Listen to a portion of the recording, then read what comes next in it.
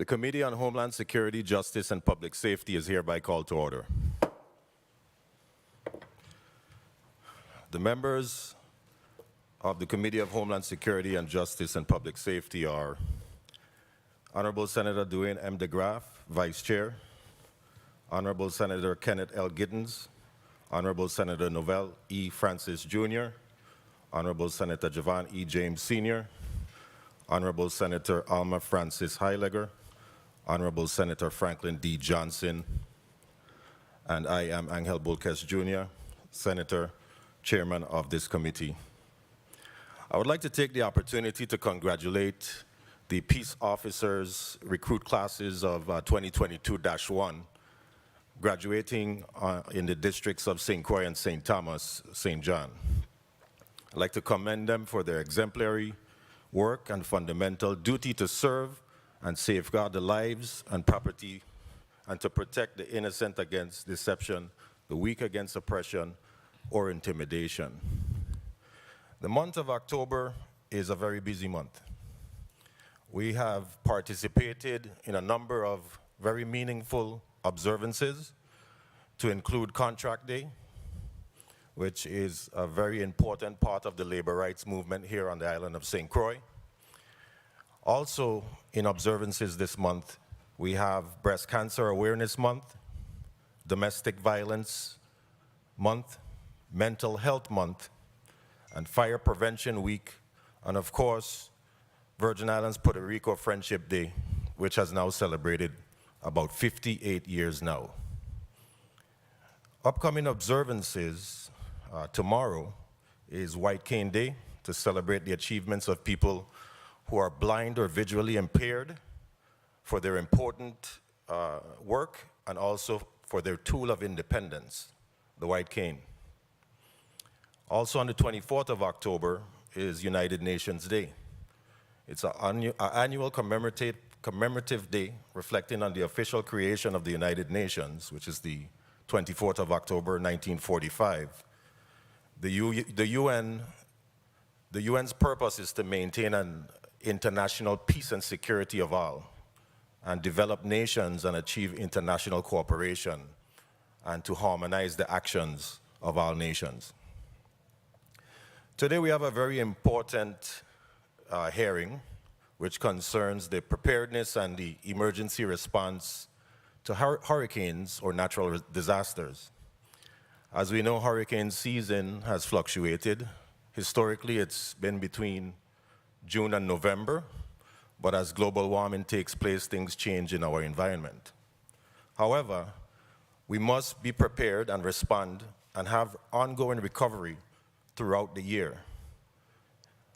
Entities such as the Virgin Islands Territorial Emergency Management Agency, the National Guard, Human Services, and other important departments and agencies in the government stand ready with their troops, equipment, and other capabilities to assist in order for us to prepare and provide humanitarian efforts for disaster response support.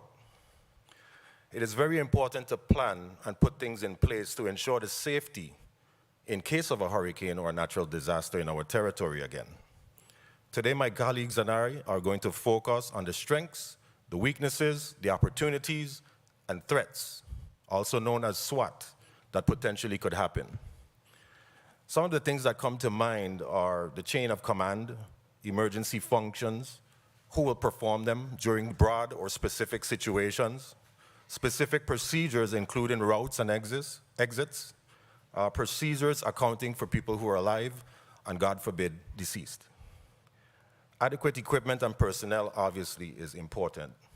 And today I'm honored to have VITEMA National Guard and also Human Services with us today in order to dive into this collective discussion, which is very important to every single person in this territory. Good morning to everyone in the well. I would like to start off with the Director of VITEMA. Could you please introduce yourself and your supporting staff? Good morning, Senator Bulkes. Director Daryl Jaschen, the Director for the Virgin Islands Territorial Emergency Management Agency. With me to my right, your left, I have my Deputy Director, Philomene, Deputy Director of Human Resources and Labor Relations, and then two over is Deputy Director Bruce Kelly from Operations, And then I have online should be my Public Information Officer, Eric Ackerson. And I also have with me, representing the Department of Health today, is Assistant Commissioner Ruben Malloy. And I also should have online or present should be Assistant Commissioner Michelle Reimer Brown from the Department of Human Services. And we also should have online Ms. Yvette Henry from the Department of Human Services. Okay, thank you, Director Jaschen. And everyone online, can you hear us loud and clear on your side? Good morning. Yes, sir. Okay, excellent. Excellent. I would like to say for everyone who is in attendance here in person, please have your cell phones on silent or vibrate. That way we don't interrupt the discussion. Madam Clerk, can you please take the roll call? Sure. Senator Dwayne M. DeGraff.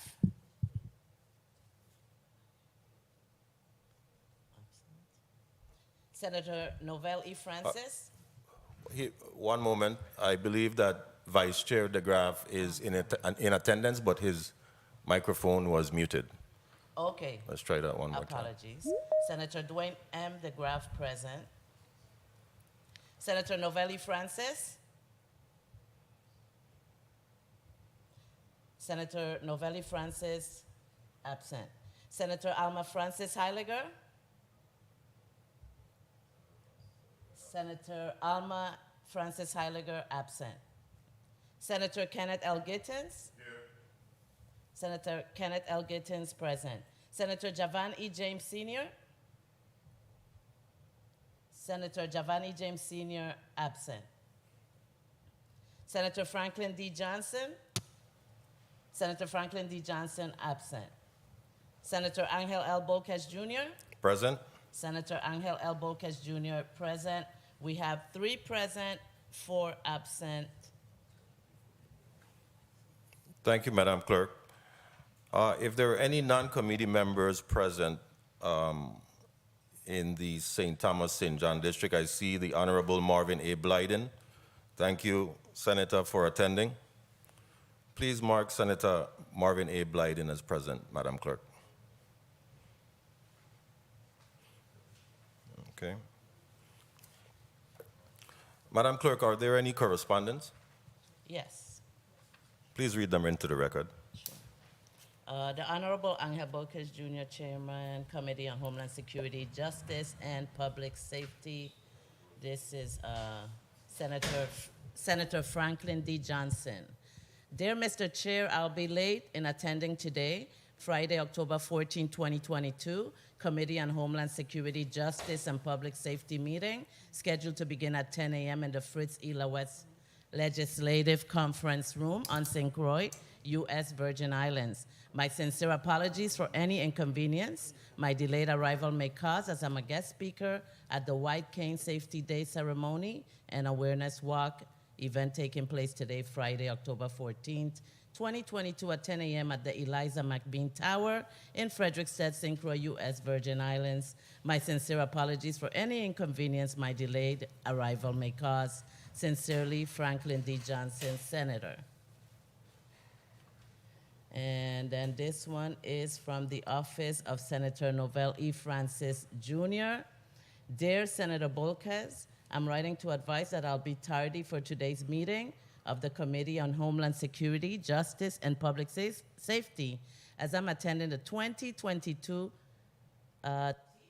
conference hosted by the St. Croix Federation of Teachers. I sincerely apologize for any inconvenience my tardiness may cause, and thank you in advance for your understanding.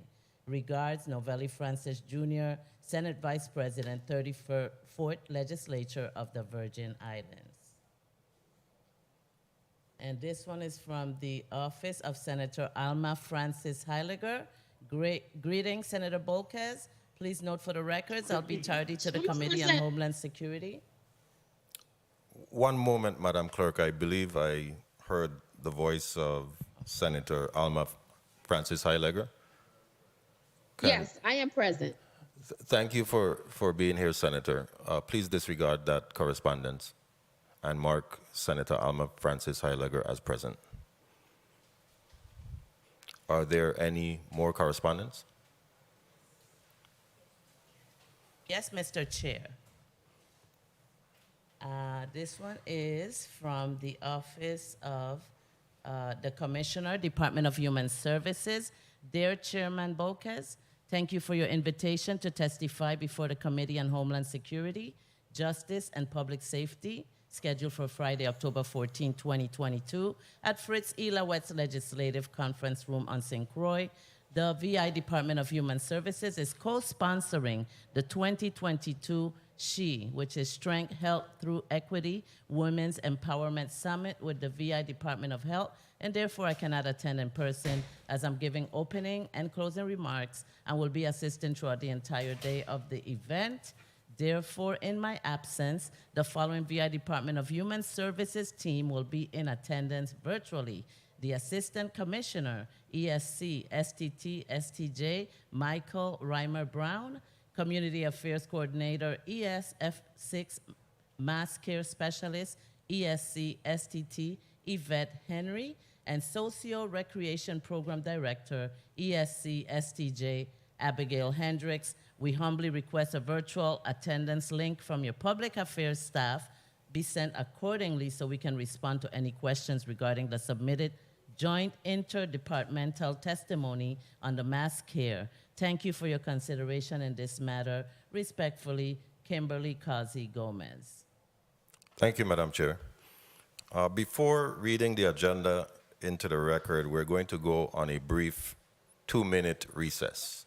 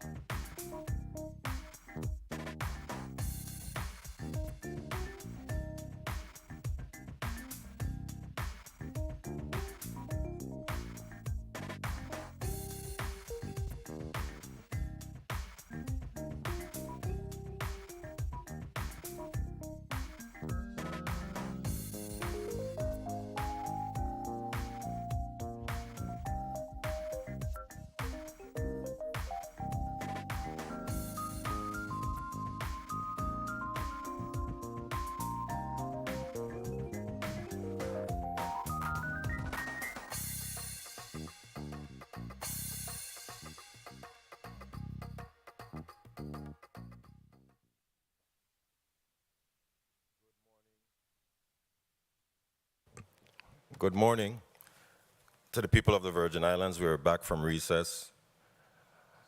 The Committee of Homeland Security, Justice, and Public Safety. Madam Clerk, can you please read the agenda into the record? Yes, Mr. Chair. The Committee on Homeland Security, Justice, and Public Safety has scheduled a hearing on Friday, October 14, 2022, 10 a.m. in the Frits E. Lawaetz Legislative Conference Room in St. Croix to receive updates on the strengths, weaknesses, opportunities, and threats, SWOT, of all projects and programs related to hurricane preparedness for the following agencies: Virgin Islands Territorial Emergency Management Agency, VITEMA, Virgin Islands Department of Human Services, DHS, and the Virgin Islands National Guard, VING. Block 1, reporting on the SWOT analysis of all projects and programs related to hurricane preparedness for VITEMA, DHS, and VING.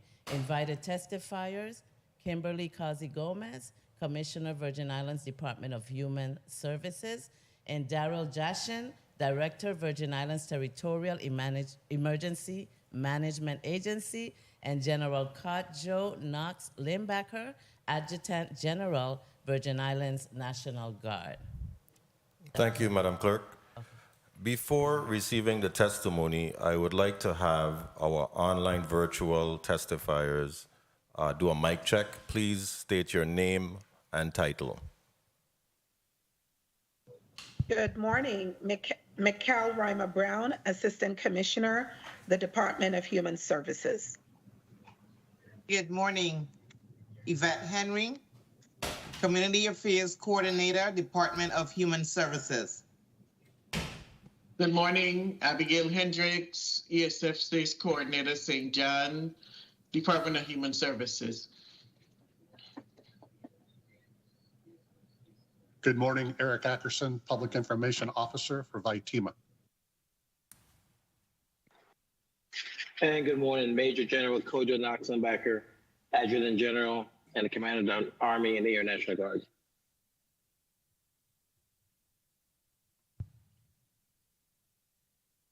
Okay, I believe that that's everyone online. And now we will hear the testimony of Director Jaschen. Please proceed, sir.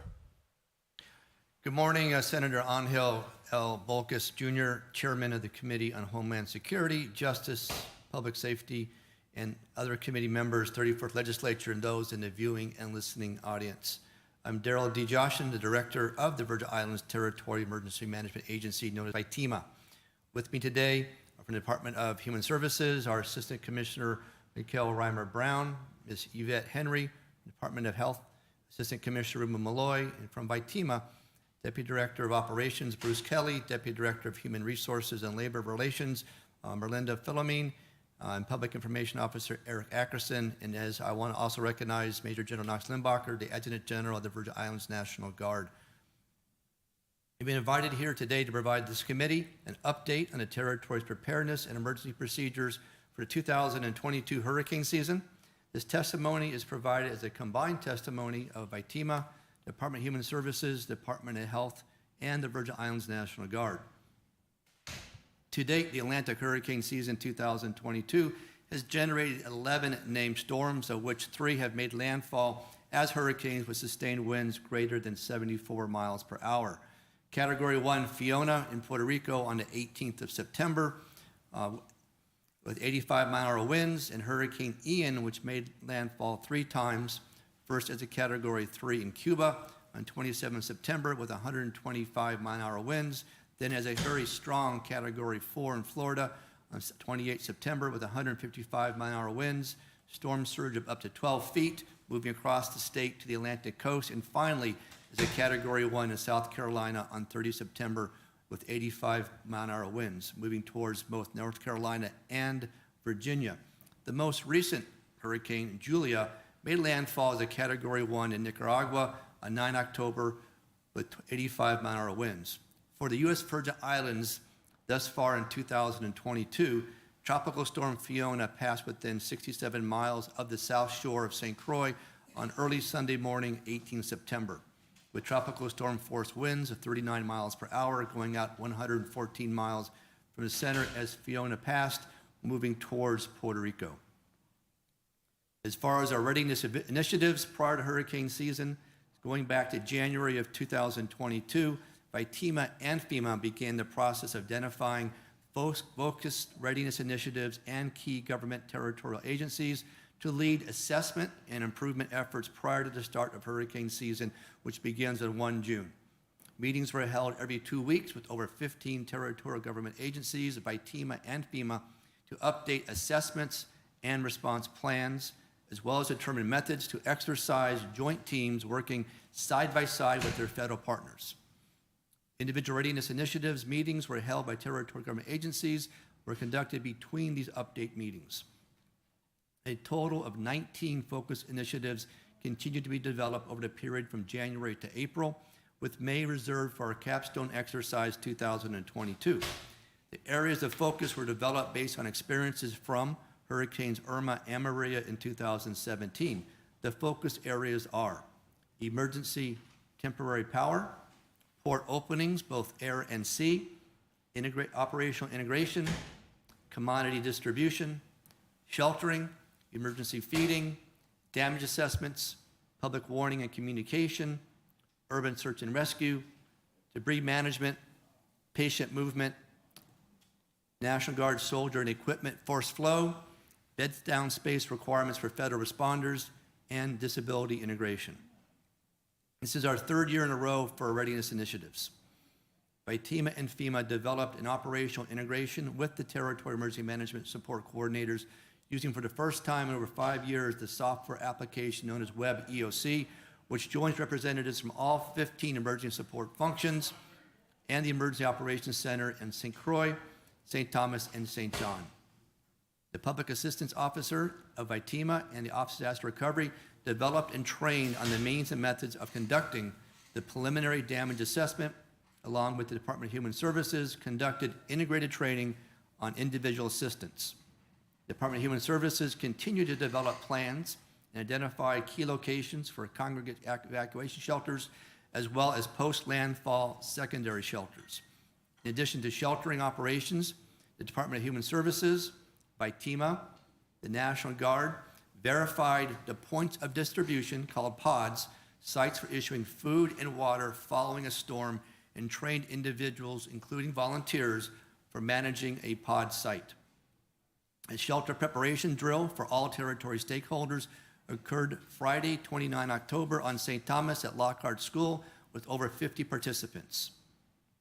Based on critical infrastructure facility evaluations of over 70 sites in 2021 by the U.S. Army Corps of Engineers, the Virgin Islands Water Power Authority, and VITEMA determined key locations for government agencies to position emergency power generators linked to down feeders following a storm.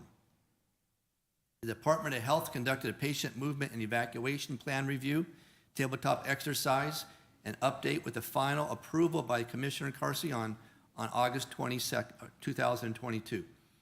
The Government House and the Public Information Officer conducted training for agency public information officers and operated a joint information center during a capstone exercise 2022. The Virgin Islands Fire Service met several times with the federal urban search and rescue teams to evaluate capabilities and begin development of a joint operations plan to support integrated response efforts. Both the Department of Public Works and Waste Management Authority met to continue development of the territorial route clearance and debris removal plan. The actual exercise itself conducted with VITEMA and FEMA conducting the Hurricane Capstone exercise from 23 to 26 May. Besides VITEMA and FEMA, other participants included strategic federal partners such as the Army Corps of Engineers, the Events Coordinating Element, the U.S. Health and Human Services, the Virgin Islands National Guard, and all key lead and support territorial agencies. In addition to meeting and exercising in person at tabletop and functional exercise level, validation of hurricane response plans as well as gaps were identified. The Capstone Exercise 2022 culminated with a briefing by 11 of the territorial emergency agencies to Governor Bryan on 27 May. As a result of this briefing, Governor Bryan took additional steps to increase our preparedness and readiness posture by consolidating emergency generators under VITEMA and providing initial funding of $500,000 to purchase 10 emergency generators. As a result, VITEMA now has in its inventory 10 generators, 4 for St. Thomas, 4 for St. Croix, and 2 for St. John. All are positioned in the appropriate districts and islands. These generators are ready to deploy during recent storms, evacuation shelters, and to support the Department of Health with a medical shelter. From the capstone exercise and review with Governor Bryan, VITEMA deployed quick look reports, which are quick after-action reports focused on process improvements efforts. So far, quick look reports have been completed and provided to agency senior leadership for the following: Department of Health for mass care, VI Fire Services for urban search and rescue, and the Virgin Islands Waste Management Authority for debris management. VITEMA successfully exercised its ability to request additional support from the Virgin Islands National Guard, other National Guard states, and requests from assistance from the Department of Defense. A 50-person FEMA Incident Management Assistance Team, known as IMAT, supported requests for assistance at the VITEMA Emergency Operations Centers on St. Thomas, St. Croix, and St. John, which were all at full activation status for the capstone exercise. One of the gaps identified during the exercise is a limited number of individuals in VITEMA and with the lead support function agencies to operate 2 12-hour shifts, which is anticipated in response to a major hurricane anticipating to impact the territory. One solution for VITEMA is to request through EMAC assistance from another state in staffing, planning, operations, logistics, admin, and finance sections. It's been over 4 years since VITEMA and FEMA conducted the initial Hurricane Irma and Hurricane Maria tabletop after review, known as the AAR, in June of 2018. Many of the government Virgin Islands agencies had used this time and lessons learned to build more resilient organizations, acquire technology enhancements, and train their staff. As a territory, we are much stronger. For example, VITEMA and BIT now have satellite phones in all 3 VITEMA Emergency Operations Centers. We have high-frequency radio communications also in all 3 Emergency Operations Center. We have 6 mobile virtual small aperture terminals known as VSATs. We have very high-frequency repeaters covering both St. Thomas and St. John. And we have 6 mobile 100-foot towers with antennas to support the government of the Virgin Islands radio communication net for first responders. During the capstone exercise, the Bureau of Information Technology successfully erected one of their 6 100-foot mobile towers at DC Canagata Park. VITEMA purchased and activated 30 satellite phones, and it has over 40 handheld mobile radios, as well as providers a dedicated radio channel for the core Emergency Management Council, known as EMC members. Liberty, the communications network staff, is trained on AT&T provided FirstNet equipment and has positioned in each district mobile communications towers to quickly activate the FirstNet emergency responder phone coverage to areas damaged from a disaster. The range for each tower is 2 miles. The mobile towers were successfully demonstrated by Liberty and AT&T on 3 May at Kramer's Park and on 7 June at Coral Bay on St. John. The Virgin Islands VINGN and VIA have retained the ability to activate the Wi-Fi hotspots following a major disaster on the islands of St. Thomas, St. Croix, and St. John, and many of the pre-storm shelters with the Department of Human Services already have a working VINGN hotspots. Another example is with the commodity points of distribution known as pods. The Department of Human Services as a lead agency in support with VITEMA, Virgin Islands National Guard, Virgin Islands Police Department, Department of Education, volunteers, and faith-based organizations work together identifying, managing, and maintaining these points of distribution for food and water following a storm. VITEMA is responsible for maintaining the approved distribution management plan. FEMA maintains warehouses on St. Thomas and St. Croix that each hold a 10-day supply of food and water based on authorizing individuals 2 shelf-stable meals per day and 3 liters of water per day. On St. John, FEMA controls a 40-foot trailers pre-positioned on St. John that also holds a 10-day supply of food and water. Following a major disaster declaration and based upon clearing routes of movement, VITEMA submits a mission assignment to FEMA to stage and transfer enough food to VITEMA for food and water to feed up to 10,000 individuals per day on St. Thomas and St. Croix and 2,000 individuals on St. John. Once the transfers occurs, the National Guard transports the food and water to pre-identified points of distribution and sets up operations for the day. The pod site is managed by trained individuals from the Department of Human Services or Department of Education. Due to limited number of available Virgin Islands National Guard members, only a very few sites can be operated simultaneously. Faith-based organizations and volunteers also assist in distribution of food and water. When available, the blue tarps will be distributed at each pod site. VIPD is responsible for traffic control in and out of each site. The pods will cease to operate once normal food supply chain operations are reestablished and banking systems, credit cards, SNAP, DSNAP, and ATMs are operational. With sheltering, every effort should be made to prepare and remain at home with neighbors or with faith-based organizations during the passing of a hurricane. Adequate preparations are needed to include transportation for individuals unable to shelter in place. Department of Human Services is the lead agency for congregate shelters, and Department of Health is the lead agency for medical special needs shelters. The process of establishing and maintaining shelters is supported by VITEMA, Department of Education, Department of Sports, Parks, and Recreation, Office of the Governor, Americans with Disability Acts Coordinator, the American Red Cross, Virgin Islands Police Department, and the Virgin Islands Fire Service. Congregate, medical, and post-landfall shelters have been identified and assessed on St. Croix, St. Thomas, St. John, and Water Island. Using the American Red Cross individual calculation of 20 square feet per person for an evacuation shelter, St. Croix shelters have the capacity of 792 individuals and staff, and St. Thomas evacuation have the capacity of 869 individuals and staff. The St. John's shelter has a capacity of 15 individuals. Medical special needs shelters on St. Thomas and St. Croix have the capacity to support those with pre-identified needing medical assistance and are staffed accordingly. Following a storm, and if needed, additional shelters known as secondary shelters can be operated and staffed to support those individuals who have lost their homes to storm damage. With adequate notice and preparation, evacuation and medical special needs shelters open 24 hours prior to the arrival of hurricane force winds, which are sustained winds at 74 miles per hour. A hurricane watch is issued 48 hours prior to the arrival of the hurricane warning, is also issued at 36 hours prior. If the impact is severe, shelters may remain open until individuals find other temporary housing.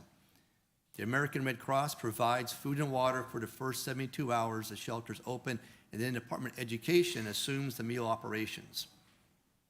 There's very limited space for individuals and their pets, and special sections of the shelters are reserved. Owners are required to bring cages, food, leashes, and any medicine for their pets and are responsible for cleaning up after the pets. Assistance for individuals with functional disabilities will be available at a few shelters, and the Department of Human Services will announce which shelters support their needs. In January of 2019, the 33rd Legislature passed Act 8151, which provided the responsibility for the Department of Health and Human Services to develop a plan for hurricane response, medical patient movement, and evacuation, along with case management and support to medical patients returning to the territory.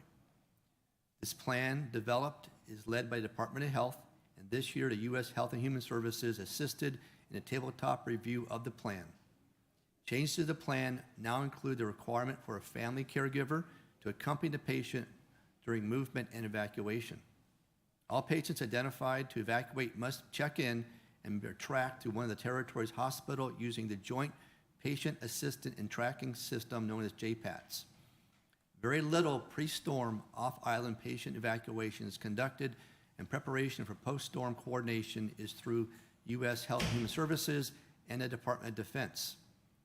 The decision to evacuate dialysis patients following a storm is made by the Department of Health and is based upon damages to facilities, availability of medical staff, water, emergency power. Pre-storm movement of patients from St. John to St. Thomas Schneider Regional Medical Center is done by consultation with medical professionals and the Department of Health. I want to talk a second about the Emergency Management Council of VITEMA. Pursuant to VI Code Title 23, Section 1007, VITEMA Director chairs the Emergency Management and Homeland Security EMC Council. The Emergency Management Council meets monthly, except for December, either virtually or in person, or a combination of virtual and in person. The EMC currently includes participants from 61 different agencies, including 6 federal partners, 3 private sector partners, 12 semi-autonomous agencies, 31 cabinet agencies, 9 volunteer agencies, and representatives from the legislature and judicial branches. Island administrators from St. Croix, St. Thomas, and St. John, and the Chief of Staff or Governor Bryan also attend. The next meeting of the EMC is scheduled for this Thursday, 20 October, at each of the VITEMA's EOC operation centers. The EOCs are connected via video teleconference, known as VTC. VITEMA attended in person in 2022 the National Hurricane Conference that went from 11 to 14 April in Orlando, Florida. This conference averages over 1,500 attendees, and VITEMA sent representatives from operations, planning and preparedness, hazard mitigation, public assistance, and public information sections, along with senior leadership. Other territorial agencies included the Department of Human Services, Department of Public Works, and the Bureau of Corrections. VITEMA was afforded the opportunity to present on 3 different sessions, which covered topics from COVID-19, response from an emergency management aspect, which all leadership participated in and was facilitated by the Assistant Director, Barbara Peterson, to a presentation on the Hazard Mitigation Resiliency Plan in collaboration with the University of the Virgin Islands.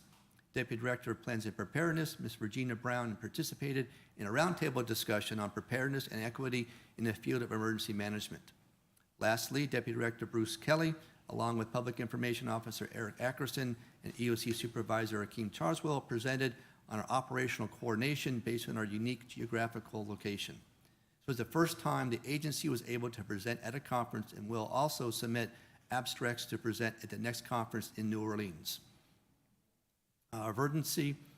Territorial Emergency Operations Plan. Also in April, VITEMA published a new Territorial Emergency Operations Plan known as a TEOP, which updated responsibilities of territorial agencies for all 15 emergency support functions, introduced the use of community lifelines in assessing and prioritizing response efforts, and provided a new essential elements of information known as EEIs. The EEIs are used for coordination, response activities for community lifelines of safety and security, food, water, shelter, health and medical, energy, which includes power and fuel, communications, transportation, and hazardous materials. A new hazard annex now includes additional context for coordinating and supporting the agencies identified to respond to the 7 most serious threats to the territory: active shooter, cybersecurity, hurricane, earthquake, terrorism, tsunami, and pandemic. The previous hurricane checklist covering preparedness and response phases is now a separate document and is updated annually during the capstone exercise by individual emergency support functions, ESF agency leads. As the territory is now in its 5th hurricane season since the 2 Category 5 hurricanes Irma and Maria impacted the territory in September 2017, it's extremely important that every individual, family, private business, government agency, and federal partner living or working in the territory take actions of preparedness serious.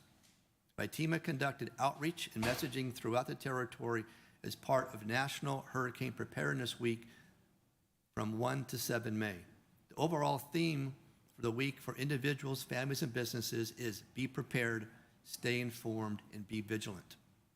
VITEMA staff visited several radio talk shows in both districts, conducted social media campaigns with public service announcements, and delivered the 2022 hurricane maps to gas stations and grocery stores. One of the key major messages for the week and for the remainder of the previous year's preparedness activities is that every individual and family needs to be prepared to be self-sufficient with food and water and other items necessary for a minimum of 5 days following the impact of a hurricane. The government of the Virgin Islands will conduct life-saving missions, assess damages, mitigate risks, open routes, and prepare points of distribution with food and water to distribute to individuals living in damaged areas as quickly as possible. Once the areas are assessed, individuals are transported to healthcare facilities, road debris removed, temporary emergency power established. The Territorial will begin the critical infrastructure restoration to include ports, transportation hubs, power telecommunications, banking, ATM operations, issuing DSTAPS cards, and food store restoration operations. Hurricane preparedness and outreach activities continued during the 50th Agricultural and Food Fair on St. Croix from 28 to 30 May, with joint booths themed as Partners in Paradise with VITEMA, FEMA, Tropical Shipping, and O'Neill's Transport. A drawing was held for a new generator donated from the Home Depot, and VITEMA signed up an additional 270 individuals for the Alert VI mass messaging notification system. I'd like to now talk about the Virgin Islands National Guard. The Adjutant General, Major General Knox Lumbacher, and his senior staff leaders of the Virgin Islands National Guard attended the Army North Rehearsal of Concept, known as the Rock Drill, at Fort Sam Houston in San Antonio, Texas, the same week of the VITEMA capstone exercise. The rehearsal of concept scenario focused on the Department of Defense timeline to respond from 24 hours to 96 hours following landfall, exercising joint capabilities to support vital needs during 2 Category 4 hurricanes and a Category 5 hurricane with multiple landfalls in Mississippi, Alabama, Texas, Puerto Rico, and the U.S. Virgin Islands. With the rock drill complete, U.S. NORTHCOM Commander Lieutenant General John Evans and the FEMA Regional Defense Coordinating Officer Colonel Tom Pike visited U.S. Virgin Islands on 7 June and met with the Adjutant General, Major General Knox Lumbacher, FEMA Virgin Islands Caribbean Coordinator Mark Walters, and VITEMA Director and Territorial Coordinating Officer Daryl Jaschen. General Evans received a briefing on VITEMA's hurricane season 2022 preparedness and response readiness and anticipated pre-identified missions assignment requests for Department of Defense support for a major hurricane impact to the territory. For this hurricane season, assistance, if needed, will come primarily from Michigan and Kentucky National Guards. 2 of the limitations of the Virgin Islands National Guard is 1, the lack of rotary wing aircraft, and 2, the time required to transport National Guards from other states to include activation under state active duty orders. There are also limited National Guard troop transportation vehicles and bed down sites for more than 900 National Guard soldiers and airmen needed to respond following a major hurricane impacting the territory. I'd like to talk about the now emergency communications and our amateur radio operators. While the capstone exercise did test some levels of emergency communications, it did not incorporate any of the territory's amateur radio operators, who are all volunteers.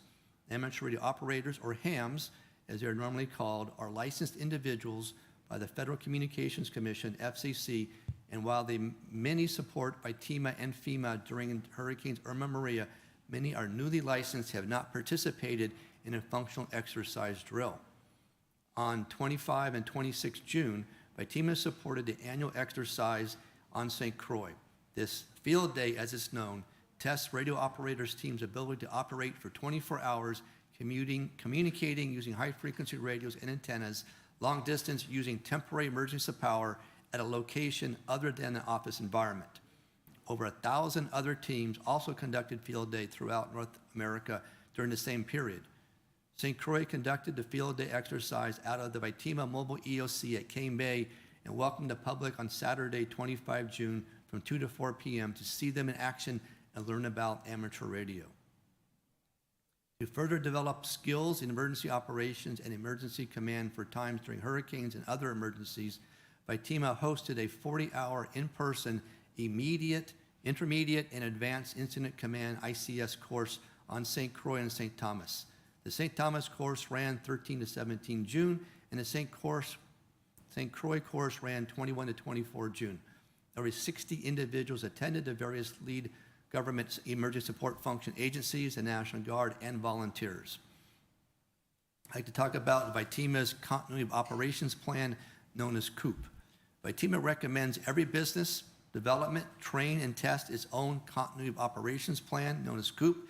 The template is available from VITEMA, and with our planning and preparedness team, will review and provide feedback on your plan. VITEMA completed and updated its own COOP in April 2022, conducted all-hands review of its plan in June 2nd, and conducted several COOP functional drills in September.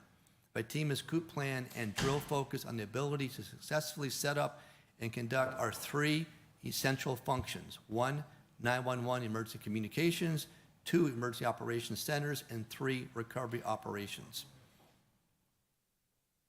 On June 7th, VITEMA hosted a private sector partnership coordination meeting with representatives from the transportation sector of Tropical, Crowley, O'Neill's Transportation, the communications group via banking sector, Bank of St. Croix, the food sector, the market and quality, the fuel sector, Lime Tree Bay, Territorial DLCA, the Licensing Consumer Affairs Agency, FEMA, Department of Homeland Security, Region 2, CISA coordinator, and representatives from Puerto Rico Private Partnership.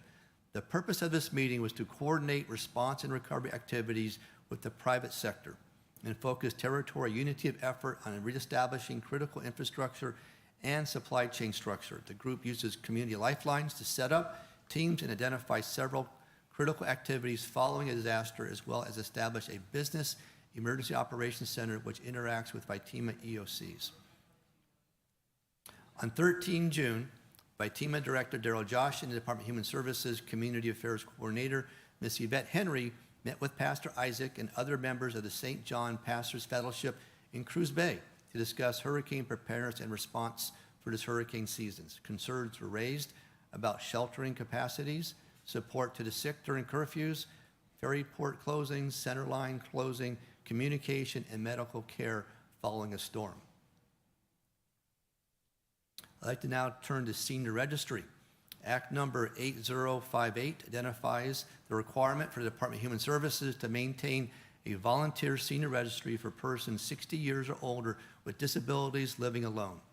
Currently, there are 780 individuals listed in the registry, and the Department of Human Services utilizes a mass messaging system to notify individuals for any storm-related information and support following a disaster event. VITEMA partnered on 6 September at the U.S. Virgin Islands, University of Virgin Islands, St. Thomas, and on 30 September, University of Virgin Islands, St. Croix, the Offices of the Governor, Department of Human Services, Department of Health, the Virgin Islands Association of Independent Living, Disability Rights Center for Virgin Islands, the American Red Cross, the VI University Center of Excellence for Development Disabilities, to conduct an in-person and live broadcast on Disaster Preparedness Expo.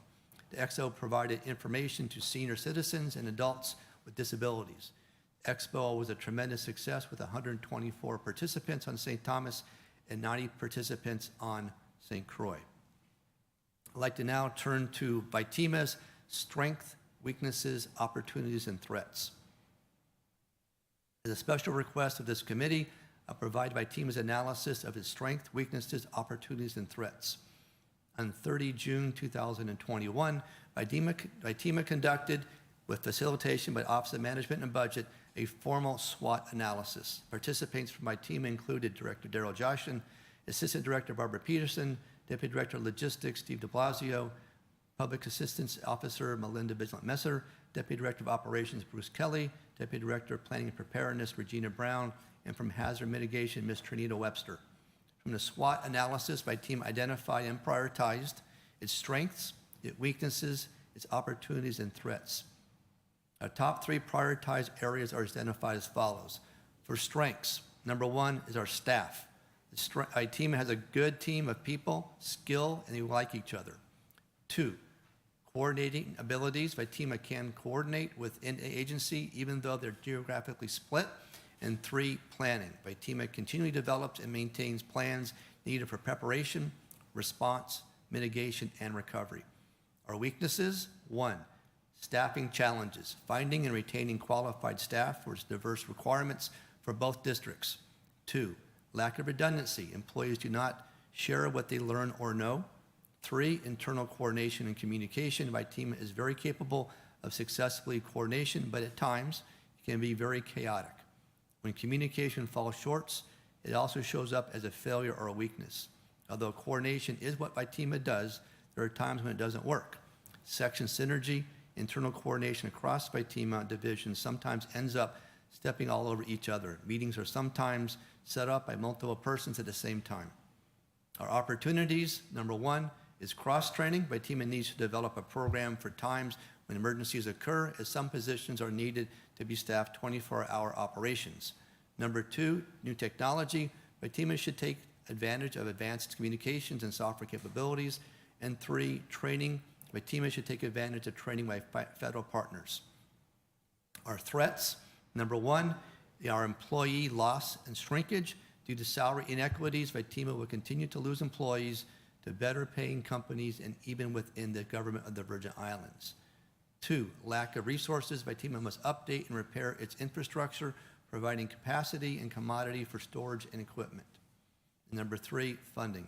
VITEMA government budget meets essential needs, but should be expanded to support additional training, services, and equipment enhancements.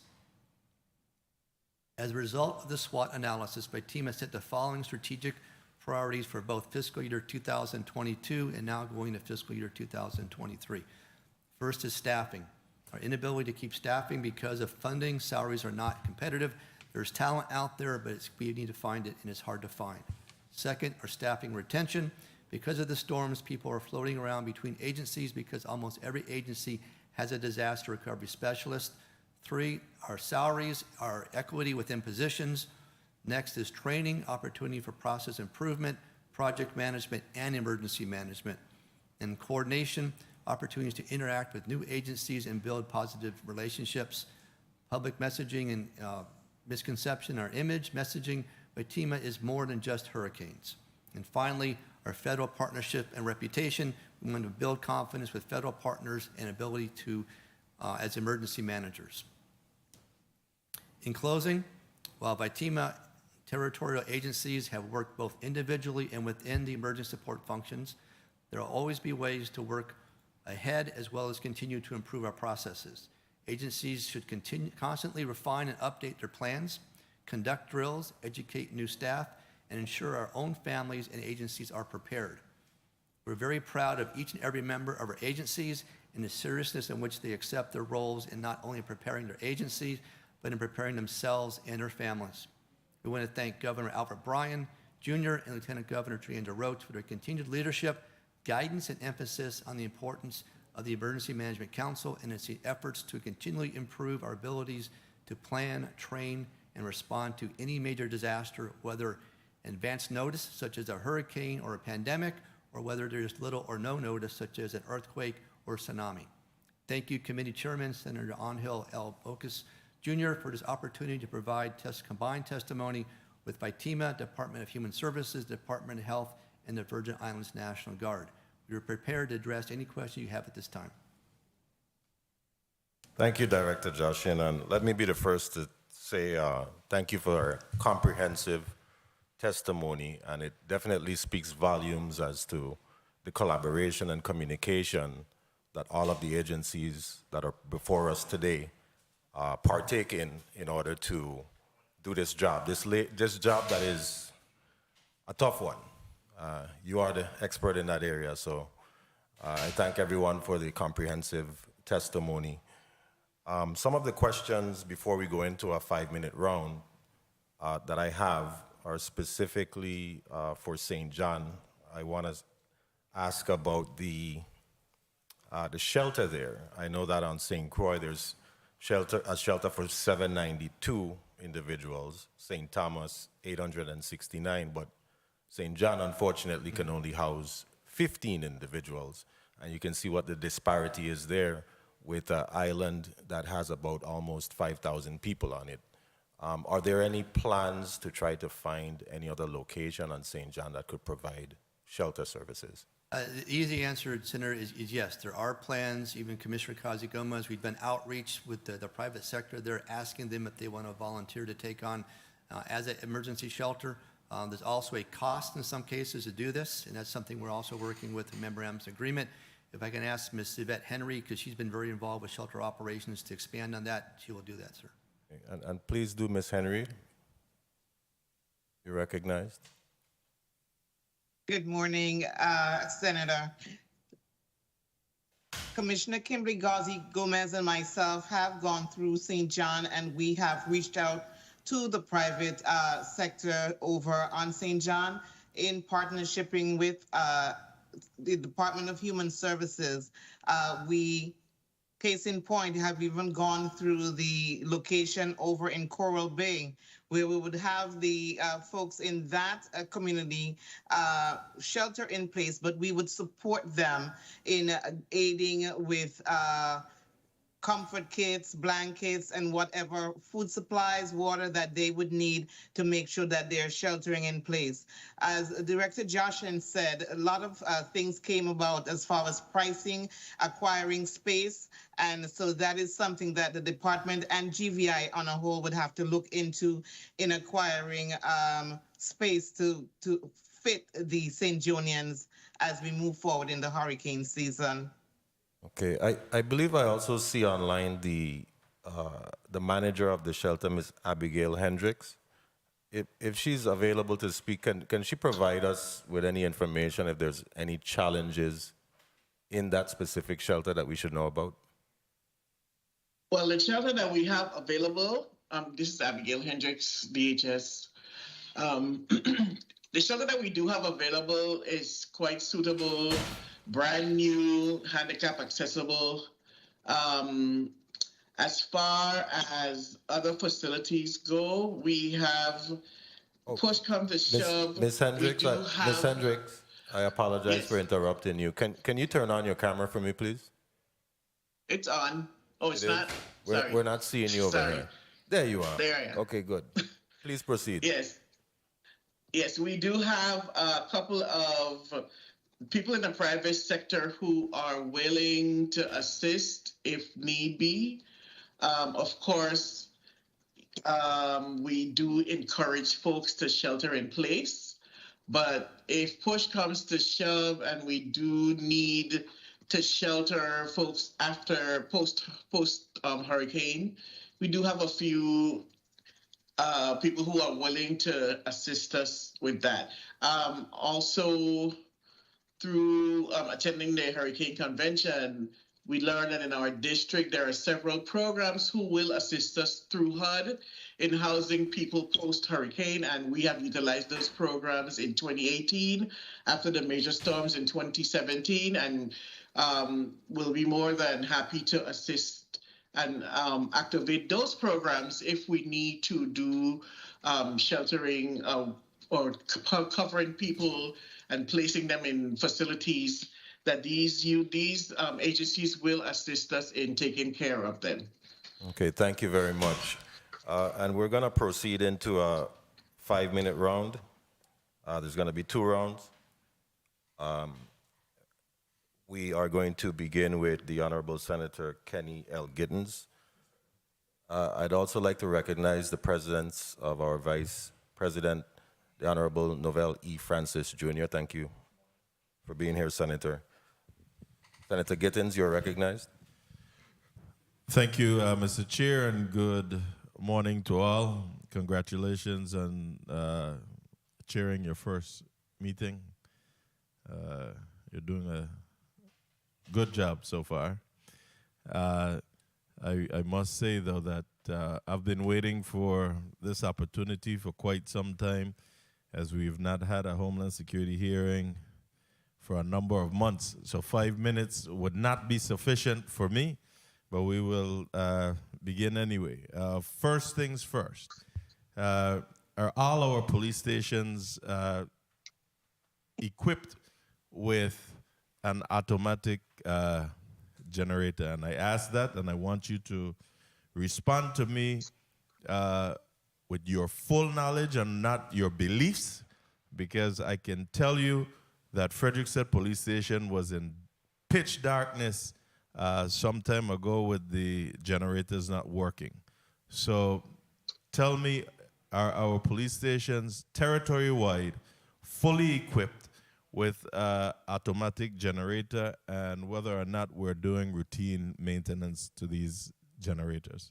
Thank you, Senator Gittens. Every Friday, we have a meeting on ESF 13, which is Virgin Islands Police, and we do talk about generators, generator statuses.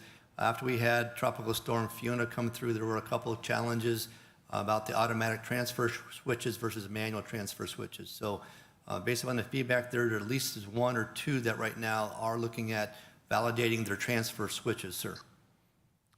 So I'll ask you to follow up, especially on that one at the Frederiksted headquarters, because this was before Fiona, and that station was in total darkness.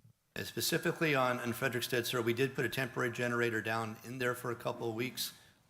They had a part that was repaired that were brought in to bring it back on board, but I will do a validation with them, sir. I've repeatedly asked about the CAD system, the computer-aided device system. Are you utilizing a CAD system at this time, coordinating with other agencies, such as you talk about clearing of guts, etc., pathways and whatnot? Do we know the location of all our bridges and guts in the territory? The answer to the question, we are using the computer-aided dispatch and record management system, CAD RMS. We do have that tied in to the EOCs. We do have a stand-up emergency like we did for Fiona. As far as the actual locations, we do have representatives from the Department of Public Works in each of our EOCs, and we stand up and support that, so they're the ones that will respond to that. Are you aware if the CAD system is also utilized for those other assisting agencies such as Department of Public Works, Water and Power Authority, Waste Management, etc., especially for the coordination whenever they're doing roadside digging and not WAPA, but Waste Management or Public Works might dig somewhere and cut a line for WAPA or something like that. Are you aware whether or not these individuals or these individual agencies are utilizing a CAD system? Okay, I'll ask Deputy Director Kelly to talk about our 911 CAD system, which is specific for fire, EMS, and police. Well, I'm fully aware that you have a CAD system for those emergency agencies. That's why I'm asking specifically to WAPA, Public Works, Waste Management, etc. But let's move on from that. Are we coordinating with the Water and Power Authority to clear trees out of the active lines prior to hurricane season? I've had to call WAPA a number of times for trees overgrown into these active wires. Is the Virgin Islands Territorial Emergency Management Agency coordinating and looking out for these hazards? Our coordination would happen during times of emergency. The normal day-to-day operations would be directly done through Water Power Authority with their messaging system online, where you can call their services. But during emergency, definitely we have representatives inside the VITEMA EOC. So you're talking about during emergencies, but I'm talking about before an emergency. I'm talking about being proactive. Do we have anyone coordinating these types of services prior to an emergency taking place? There's nothing specifically that had that check that box before the storm, sir. We do have the emergency management councils. We do have get-together with the lead agencies to talk about such issues, but right now there's nothing that's specifically focused on that issue. So can we take a look at that, please? Yes, sir. Who's coordinating or updating VITEMA's Facebook page? Time? We have a contract with Omni Services, and then my PIO, Eric Ackerson, will interface with them to bring updates for that, as well as the Facebook itself is Mr. Ackerson. And you speak a lot about social media and whatnot, but you realize that we have a large population of elderly people here that don't use social media. How are we reaching those individuals that want to hear from you directly? Well, we do have press releases that go out, and we have a group that we go to. We do have conversations with the seniors. We have opportunities through radio stations, but that's the other means by which we do communicate, not just Facebook, but through radio station interviews, through press releases. Time was called, but Mr. Chair, can I wrap up with one other question, and then I'll save the others for the next. Thank you. generators at our senior homes, Wim Gardens, Queen Louise and St. Thomas, and other areas. Are these areas equipped with a fully automatic generator at this time? Yeah, I might have to refer to Department of Human Services, Assistant Commissioner Abigail, Yes. Michael Reimer-Brown. And before we go over Yes. there, wasn't VITEMA responsible for issuing generators to some of these sites? VITEMA's responsibility is for the shelters, the primary shelters that we set up, the 10 generators we identified. Yes, sir. Not the human services, but the shelters that are considered Congress shelters. So let's not narrow it to the shelters. VITEMA had a number of generators before that was distributed. Do we know where those generators are? Yes, sir. I know exactly where all 10 generators are located.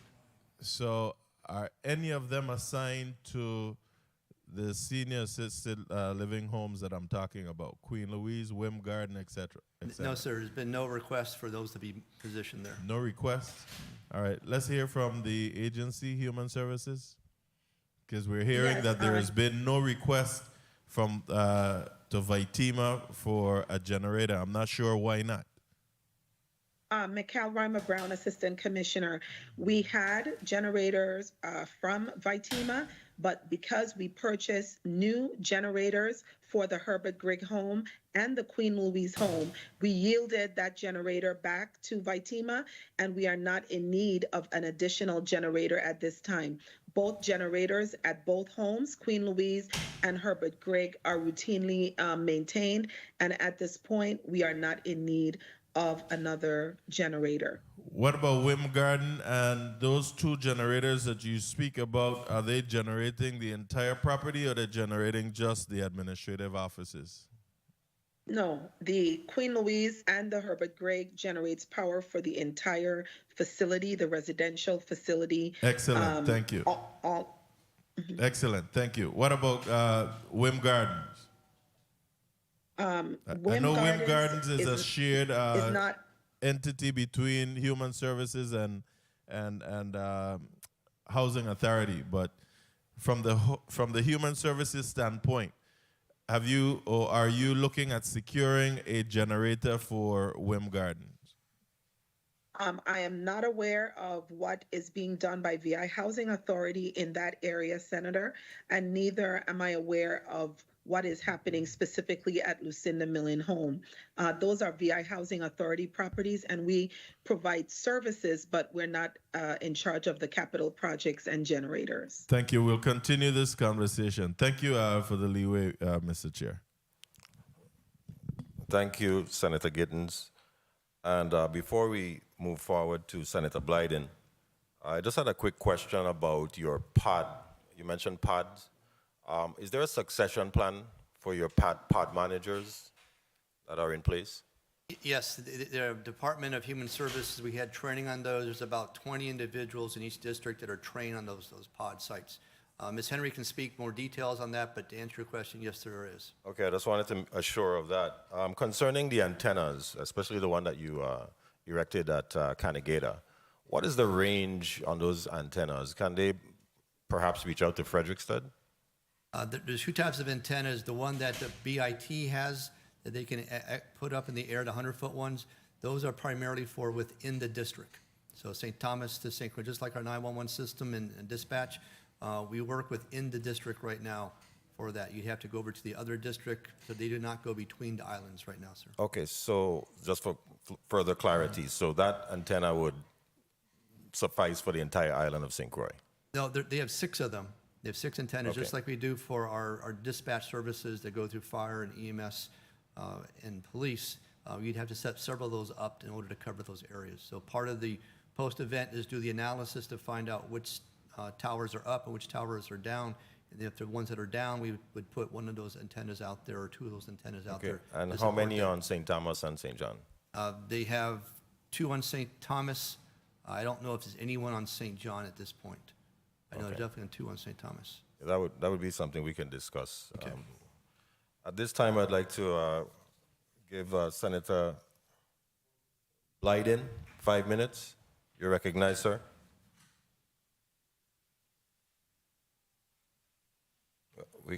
We cannot hear your mic, Senator Blyden.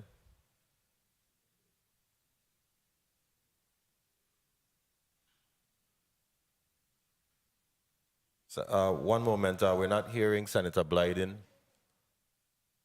And while that, yes, and before you go, Senator Blyden, I neglected to acknowledge the Honorable Senator Javan James Sr., who is present. Madam Clerk, please mark him as present. Please proceed.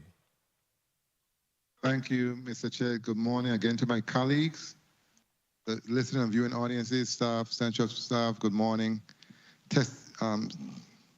Director Jaschen, and thank you so much for your comprehensive testimony, and good morning to all the other testifiers via teams. Let me start by saying, in terms of the testimony, it is quite comprehensive, but for clarification, point of clarification, Director Jaschen, you spoke to the 10 new generators that you received in your inventory. Were those to replace prior generators, or are those in addition to what you already have in your stock? And where are the others located? Excellent question, sir. Overall, you go back to Hurricanes Irma, Maria, FEMA actually sent out those generators based upon the disaster declaration. When I took over as a director, there were 12 generators still that were out being used. FEMA basically said, we want our generators back. What have you done to basically replace those?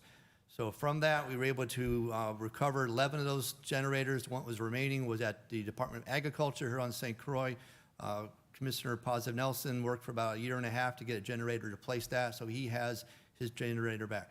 The 10 that we received from Governor Bryan for $500,000 was through CARES Act. We did not have any other generators that belonged to VITEMA directly. So of those, we have 4 that are on St. Croix. Right now, those are physically located right now at Complex has 1 set up as a shelter. CTEC is right next to it as a shelter. We have one at DC Canagata set up, and we just finished one for the Department of Health over here at Golden Rock for medical needs shelter. Over on St. Thomas right now, we have 2 that are being positioned, ready to go out to Eudora Ken. If we need to put them out there as shelters, we have 2 that are at the VITEMA building on St. Thomas, and then we have 2 that are over on St. John. Neither of those have to be put out in those locations, but they're physically on St. John. So those are all 10 of our 100 kilowatt generators. They are self-contained in the sense they're on wheels with their own fuel tanks, as well as they can be picked up and moved to locations as we need to. Thank you for that. And in addition to the 30 satellite phone and 40 handheld mobile radios, who are those distributed to in particular? Under 30 satellite phones, I have them split between St. Thomas and St. Croix, and I think I have 2 on St. John. Those are primarily to the Cabinet Emergency Management Council leaders, Governor Bryan, Lieutenant Governor Roach, Joint Information Center, the key ESF leaders for that. The radios themselves, there's 40 of them that we have activated right now. Some agencies have their own radios. That is primarily for the emergency management councils to have backup communications in case email goes down, texting goes down, but that's a backup communication. We test that every Tuesday with BIT on each district from 8:30 till 11:30 in the morning. Good, thank you for that. Good morning, Ms. Henry. Let me ask, in respect to St. John, and my colleagues spoke, the chair spoke to the 15, room for 15 individuals in terms of the St. John shelter. So are we saying on St. John there is no one else who are willing to or able to provide or assist with a shelter for the residents of St. John? That's not sufficient at all. What about any of the churches? Not even the churches? That's what you're telling me this morning? Good morning, Senator. Thank you. Yvette Henry, Department of Human Services, Community Affairs Coordinator. We, the Department of Human Services, and with our support agencies, have gone out looking for other sources to house folks in the event of a hurricane or any disaster. 1 minute. We have found that there are lots of places that are still damaged and other places, even the churches that are damaged and cannot assist at this time. We have exhausted all our loopholes and have now gone creatively to the private sector to work in getting places for folks to be sheltered at, Senator. Wow, wow. That's hard to swallow. It's hard to swallow. But nonetheless, I appreciate the effort you're putting forth, and I'll see what I can do from my end in terms of seeing if I can assist in finding some way to house our people, because that's critical. And before my time is up, let me act in respect to human services, and I know you're deeply involved, but let me speak to the senior homes and our elderly and disabled in the housing communities.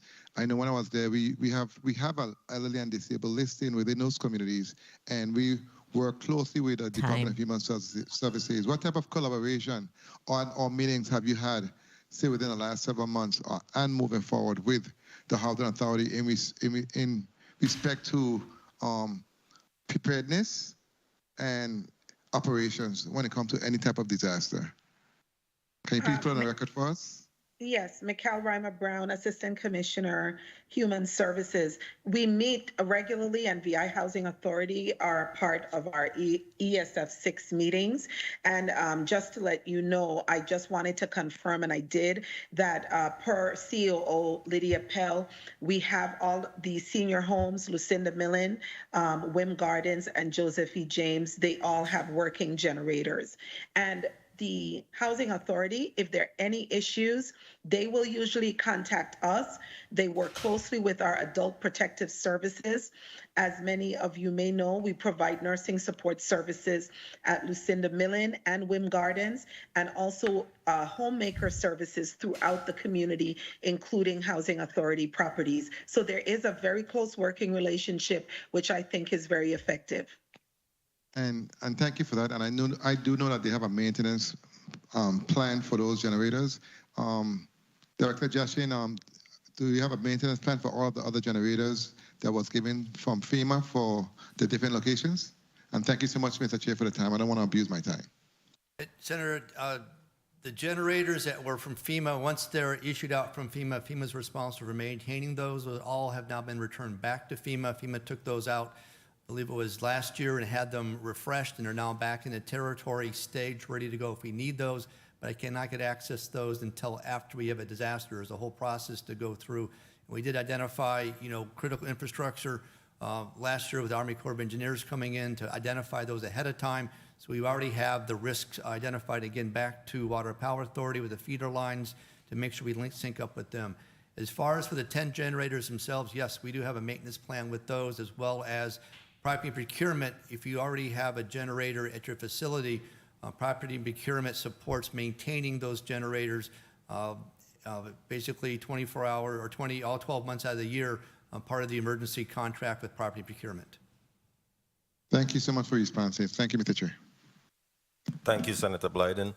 And in respect to what my colleague mentioned, I must say that faith-based organizations and nonprofits played a very key role in assisting public safety agencies during Irma and Maria.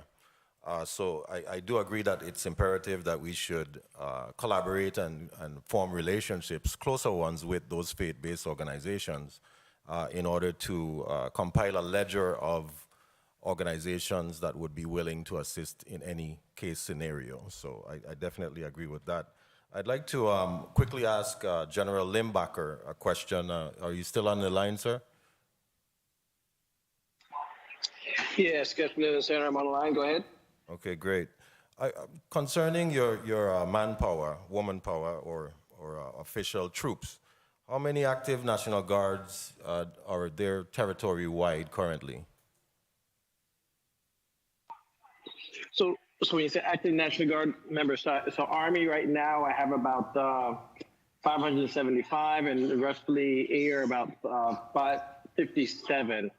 And so as the territory continues to shrink in size, those personnel continue to transfer to other Guard and Reserve, go active duty, or their time have terminated, and the Guard has significantly shrunk.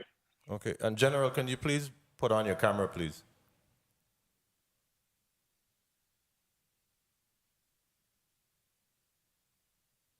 Okay, thank you, sir.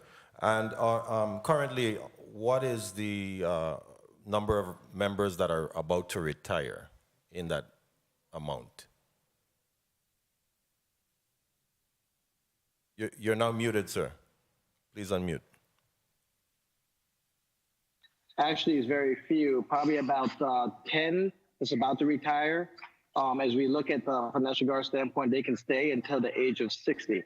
At that point, then they have a mandatory retirement unless they get a 1 or 2 year extension due to the ability to retire fully on the active guard reserve program. But most of the exits that we're seeing are your young population that have transferred to the active duty or have finished their term and have now completely left the guard. So overall, right now, from a recruiting standpoint, the military itself is having an issue to recruit and retain personnel. And of the current population, only 9% of the 23% that's eligible to serve in the military are actually willing to serve in our nation's military. Okay, thank you for that. And in the event of an emergency, are they retired soldiers, are they called back to duty temporarily for that? Or is that something that there's a process for that? Or is it something that generally happens if a hurricane or a natural disaster takes place? No, we don't. So right now, the way the National Guard works, we have the power, the 54, as we like to call it. So we have 54 states and territories that execute an emergency management agreement compact, which Director Jaschen just spoke about. So I leverage both Michigan, Kentucky, and other states to fill that requirement. So they have the Guard members in their states that will flow quickly to our territory. And for example, the National Guard from Michigan will provide us 130 plus MPs, as well as about 120 engineers as part of that EMAC agreement to support our requirements in the territory. And then we get aviation and other assets from all the other states in a pre-arranged agreement that's actually solidified during our ROC drills in Army North and our ROC drills when we have here in the territory with VITEMA. Understood. So I think that was line 305 in the testimony where Director Jaschen mentioned Michigan and Kentucky. So that is something that collectively is a memorandum of understanding pertinent to where the guards would come from whatever state at any given year. However, once we come back around, maybe in the second round, I have a few questions concerning some other ways that we can try to collectively work with other island nations concerning emergency management. Next, we have the Honorable Senator Alma Francis Heilegger. You're now recognized. Thank you. Good morning to my colleagues, to the people of the territory. Good morning to the testifiers and central staff and my staff. The first question I would like to ask has to do, yesterday we had individuals from the Board of Pharmacy, and I want to know, is there any type of coordination between VITEMA, Human Services, the Health Department, to make sure that the flow of life-saving drugs such as insulin and some of these other things that are needed that might be disrupted through a hurricane, that the supply chain is either still in place? Do you guys coordinate stuff like that? Senator, good morning, Director Jaschen. I do have with me Assistant Commissioner Ruben Malloy from the Department of Health, and I know we've talked about this and drilled on this, so ma'am, I'll turn it over to him to respond on that particular question. Good morning, Assistant Commissioner Ruben Malloy. Yes. Morning. Good morning. Yes, we do. Part of ESF 8's responsibility and the lifeline is what do we call it? Supply line. Sorry, supply line of medication, and we do collaborate with and include all appropriate parties in developing our plans and procedures. So yes, pharmacy is engaged.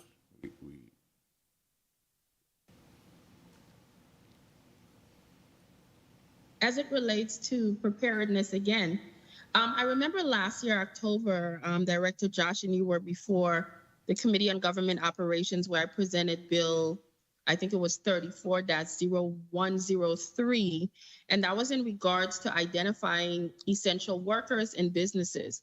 At the time, you were in support of the piece of legislation because one of the things you did share with us is that it was a benefit and a plus to your organization to be able to already have these locations and businesses identified in order, once they were already previously identified through law, you would be able to assist them through consistent information classes, making sure who needs equipment on a continuous basis because we are in a hurricane zone.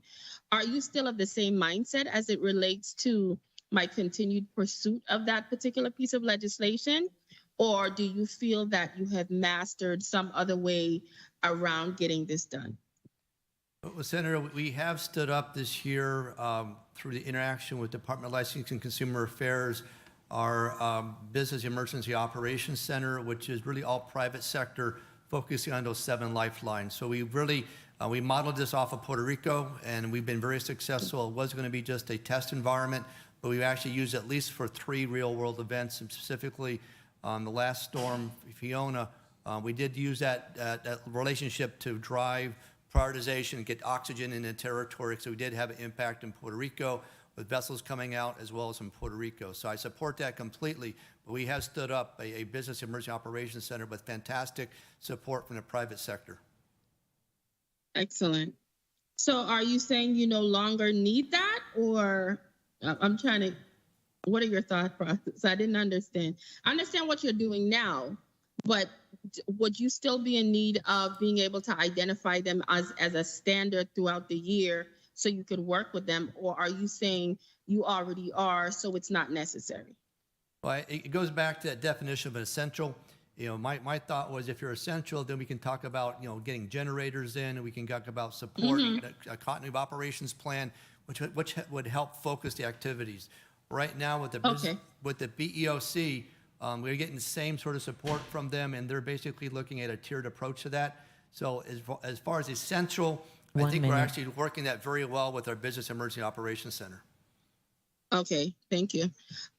One of the major things during the hurricane time, WAPA, what are you doing in coordinating with them as to their hardiness, preparedness to mitigate the amount of time they might be down? You know, we're not in a hurricane, and we were down for several hours here in the District of St. Thomas, St. John last night. So what's happening with them between your coordination? Well, they are one of the lead agencies with us, along with the VI Energy Office, on preparation response efforts. We activate. We do have representatives in the Emergency Operations Center on Water Power Authority. We did this recently for Tropical Storm Fiona. Very active information coming to us. We had our 911 center actually having those calls come in with us. Representative was there on all 3 EOCs. We're able to real time put that request ticket in and get that information out. So we constantly have that interface at the EOCs with VITEMA, with Water Power Authority, and any other agencies that need to respond during times of crisis. Okay. Mr. Chair, may I ask my final question for this round, please? Please proceed. Thank you. I want to ask my final question, and it's in regards to blue tarps. As you know, in the hurricane season, from the last sets of hurricanes we've had, several people still have tarps on their roofs. Have we coordinated to assist with hardlining or making them a little bit more sturdy, so to help assist with extensive flooding, because they're there for several years? Has there been any thoughts as to the improvements or reinforcement of those blue tarps while we potentially might be going through another storm? Is that part of the conversation? Senator, we mentioned earlier on the volunteer organizations, Actor After Disasters, known as VOADs. We work with them quite a bit already to try to get blue tarps that are available either through VITEMA.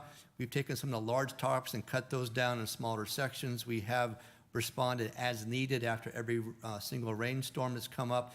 But it's really been an ad hoc basis. As you know, there's a STEP program that's out that was just temporarily to work with that, and now we're working more with Envision. I won't go into details on that, ma'am, but I think as far as VITEMA, we have some available, but it's really as needed, and we worked the last storm Probably 6 or 7 went out on St. Croix, 6 or 7 on St. Thomas. I'm not sure about St. John, but that's really as they come up, but nothing is organized, ma'am. Okay. Thank you, Mr. Chair, for the additional time. I will continue if we have a second round. Thank you, Senator Francis Heiliger. Concerning, this is for the Department of Health, Human Services, I apologize. How often is the senior registry updated? Good morning. Assistant Commissioner Mikhail Rima Brown, Human Services. That is a continual work in process. You have the lady right there, Miss Yvette Henry, who is continually updating, going over, looking for any duplications, looking for any errors, and confirming information. So that is a work that is regularly updated. Plus, we send mass messaging to our seniors and adults with disabilities on the registry. You may have heard that from usually Commissioner Causey-Gomez's voice that goes out with information for those seniors and adults with disabilities on the registry. Okay, thank you for that. Next, we have Senator Novell E. Francis Jr. You're now recognized. Thank you very much, Mr. Chair. Good morning to you, my colleagues. Good morning to the testifiers from the VITEMA, from the VING, Virgin Islands National Guard, as well as Department of Human Services. And good morning to the people of the Virgin Islands. Director, obviously, I must commend you and your staff, as well as all of those individuals, Department of Health, National Guard, that was responsible for keeping us safe during the pandemic. We truly appreciate the service and the work that has been done to keep us safe. So in your testimony today, briefs well. It's very comprehensive, and there's a lot of information put into this. But I've sat as a commander, I've sat as a commissioner. What about this testimony? What about this presentation operationally that still gives you reason for pause? And what keeps you up at night in respect to the situation that we're in right now and the fact that we're in Hurricane Alley?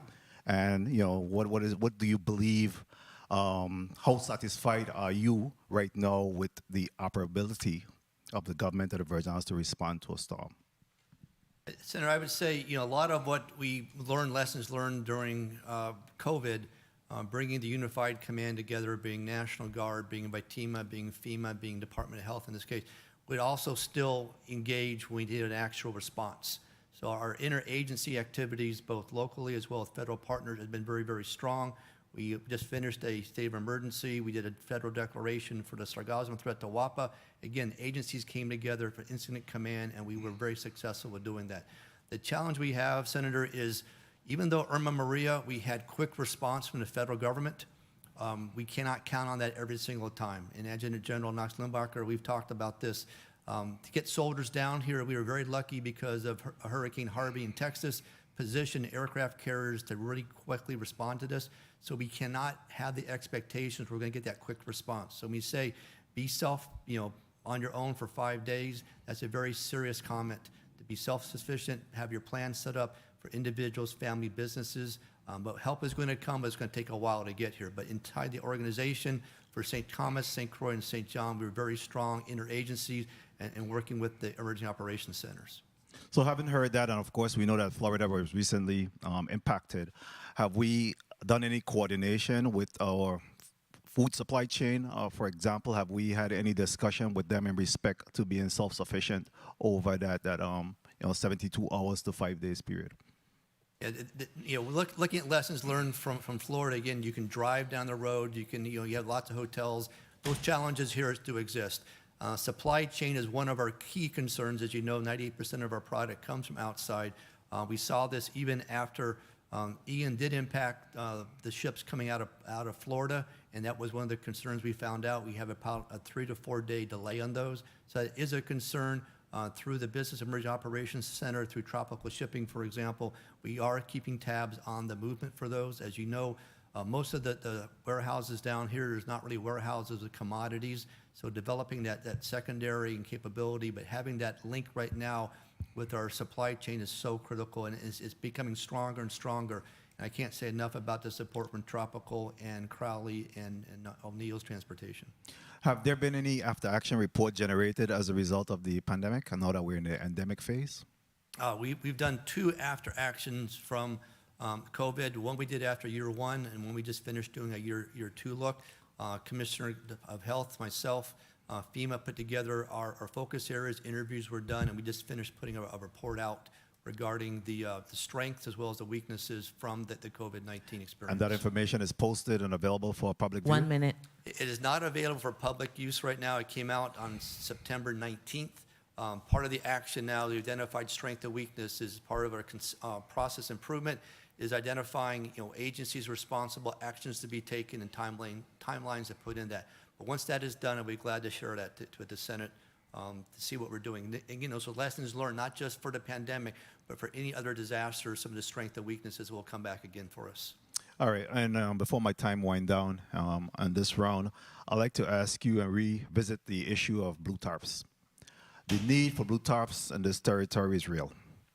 And I think that it needs to go beyond just being available during the next storm, but rather with all these heavy rains that we have been experiencing. And we're not even in the height of the rainy season yet, right?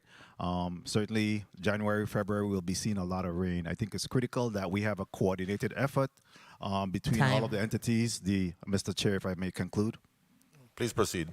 If we could have a coordinated effort between VITEMA, the Virgin Islands National Guard, Department of Public Works, the legislature, if funding is required. But I think that if we're going to do good by our community, we need to address the blue tarp situation and be able to support and assist our residents during that critical time. It's real. My heart hurts every time it pours because I know that there's seniors, there are individuals within our community that's significantly impacted as a result of these heavy rains. So we need to know, and let's do an analysis and come up with a cost of what that will take, and we'll make every effort here in the 34th legislature to be able to fund and support this. We're all in this together, but I believe that if we're going to do anything to impact and benefit our community, we need to support them with this blue tarp situation. Thank you very much, Mr. Chair, for the time, and then that's just food for thought. You don't have to respond to it at this time, but that is a real situation that my people are experiencing. Thank you very much, Mr. Chair. Thank you, Senator Francis. And before we go to Senator James, I wanted to ask, in line 15 of your testimony, you mentioned your information officer.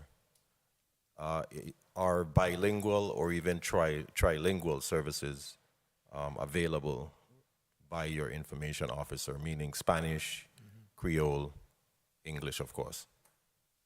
My public information officer is Eric Ackerson. Eric, I'll leave Kim a second to answer this question, but we do work, we put publications out. We National Weather Service in Puerto Rico, obviously, is bilingual, so the weather report's definitely going to be in English and Spanish.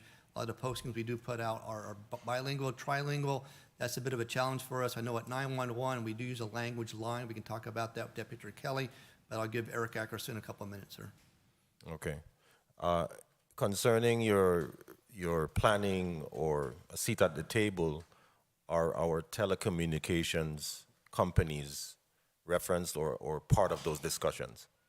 The Emergency Management Council meeting right now, I have VIA, has been very much part of it for several years now. We're also going to include Liberty.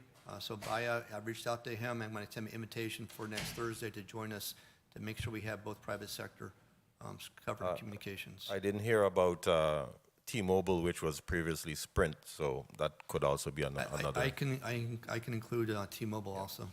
Okay, thank you. Senator James, you're recognized for your 5 minutes.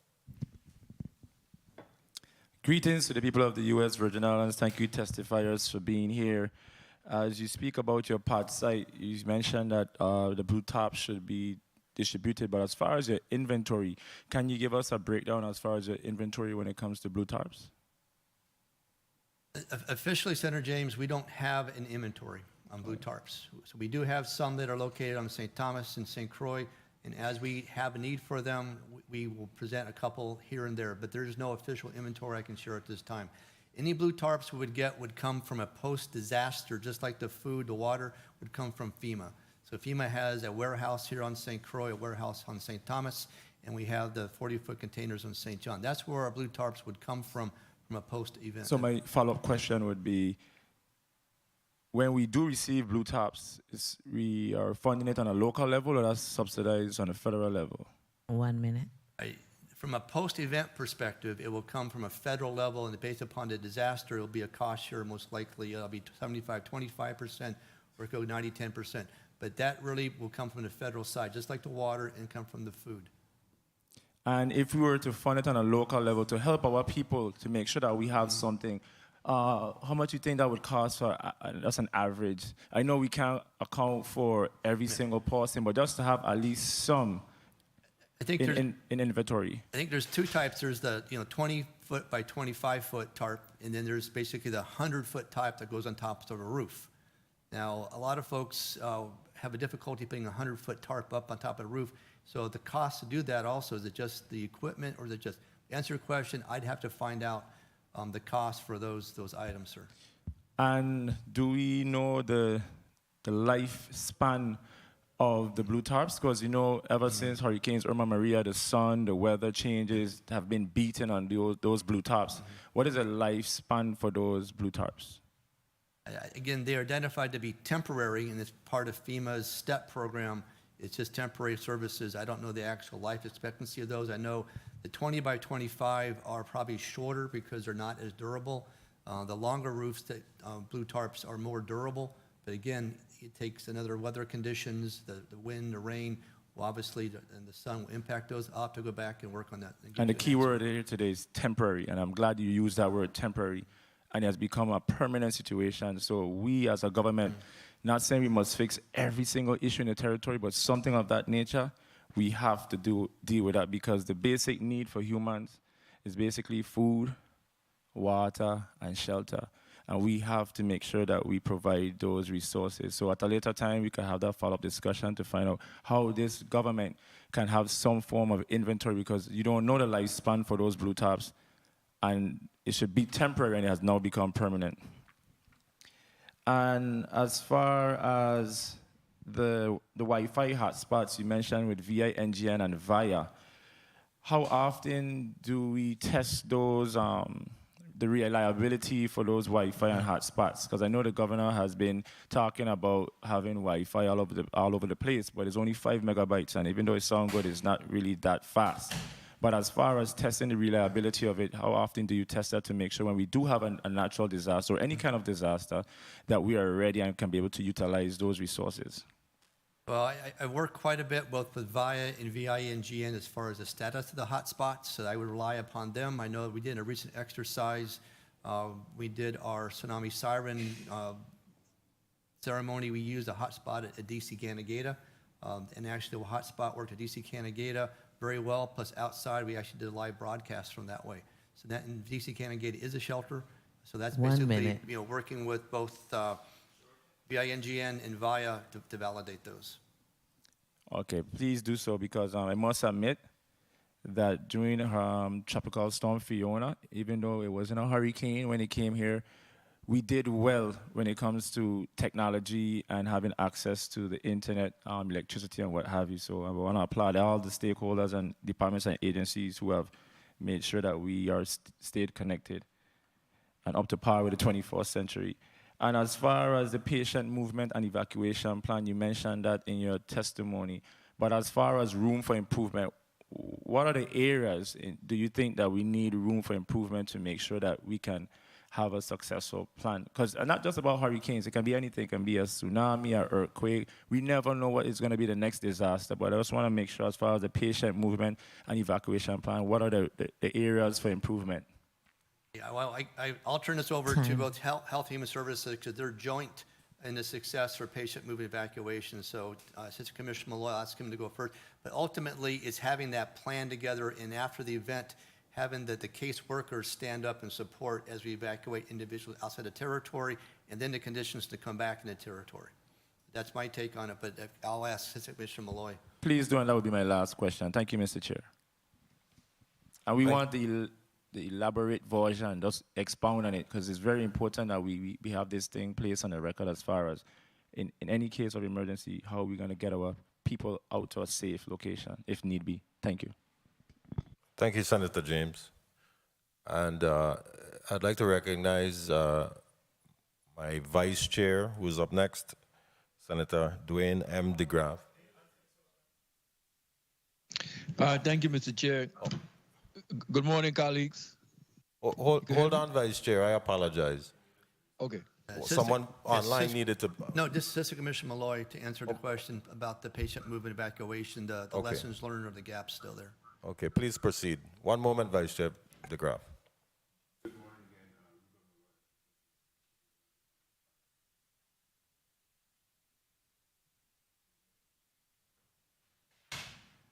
Please recognize Mr. Malloy's microphone.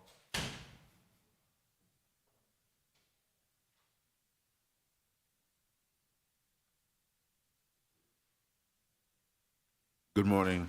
Good morning again. Ruben Malloy, Assistant Commissioner, Virginia's Department of Health. There were a lot of lessons learned since the 2017 storms as far as patient movement evacuation is concerned.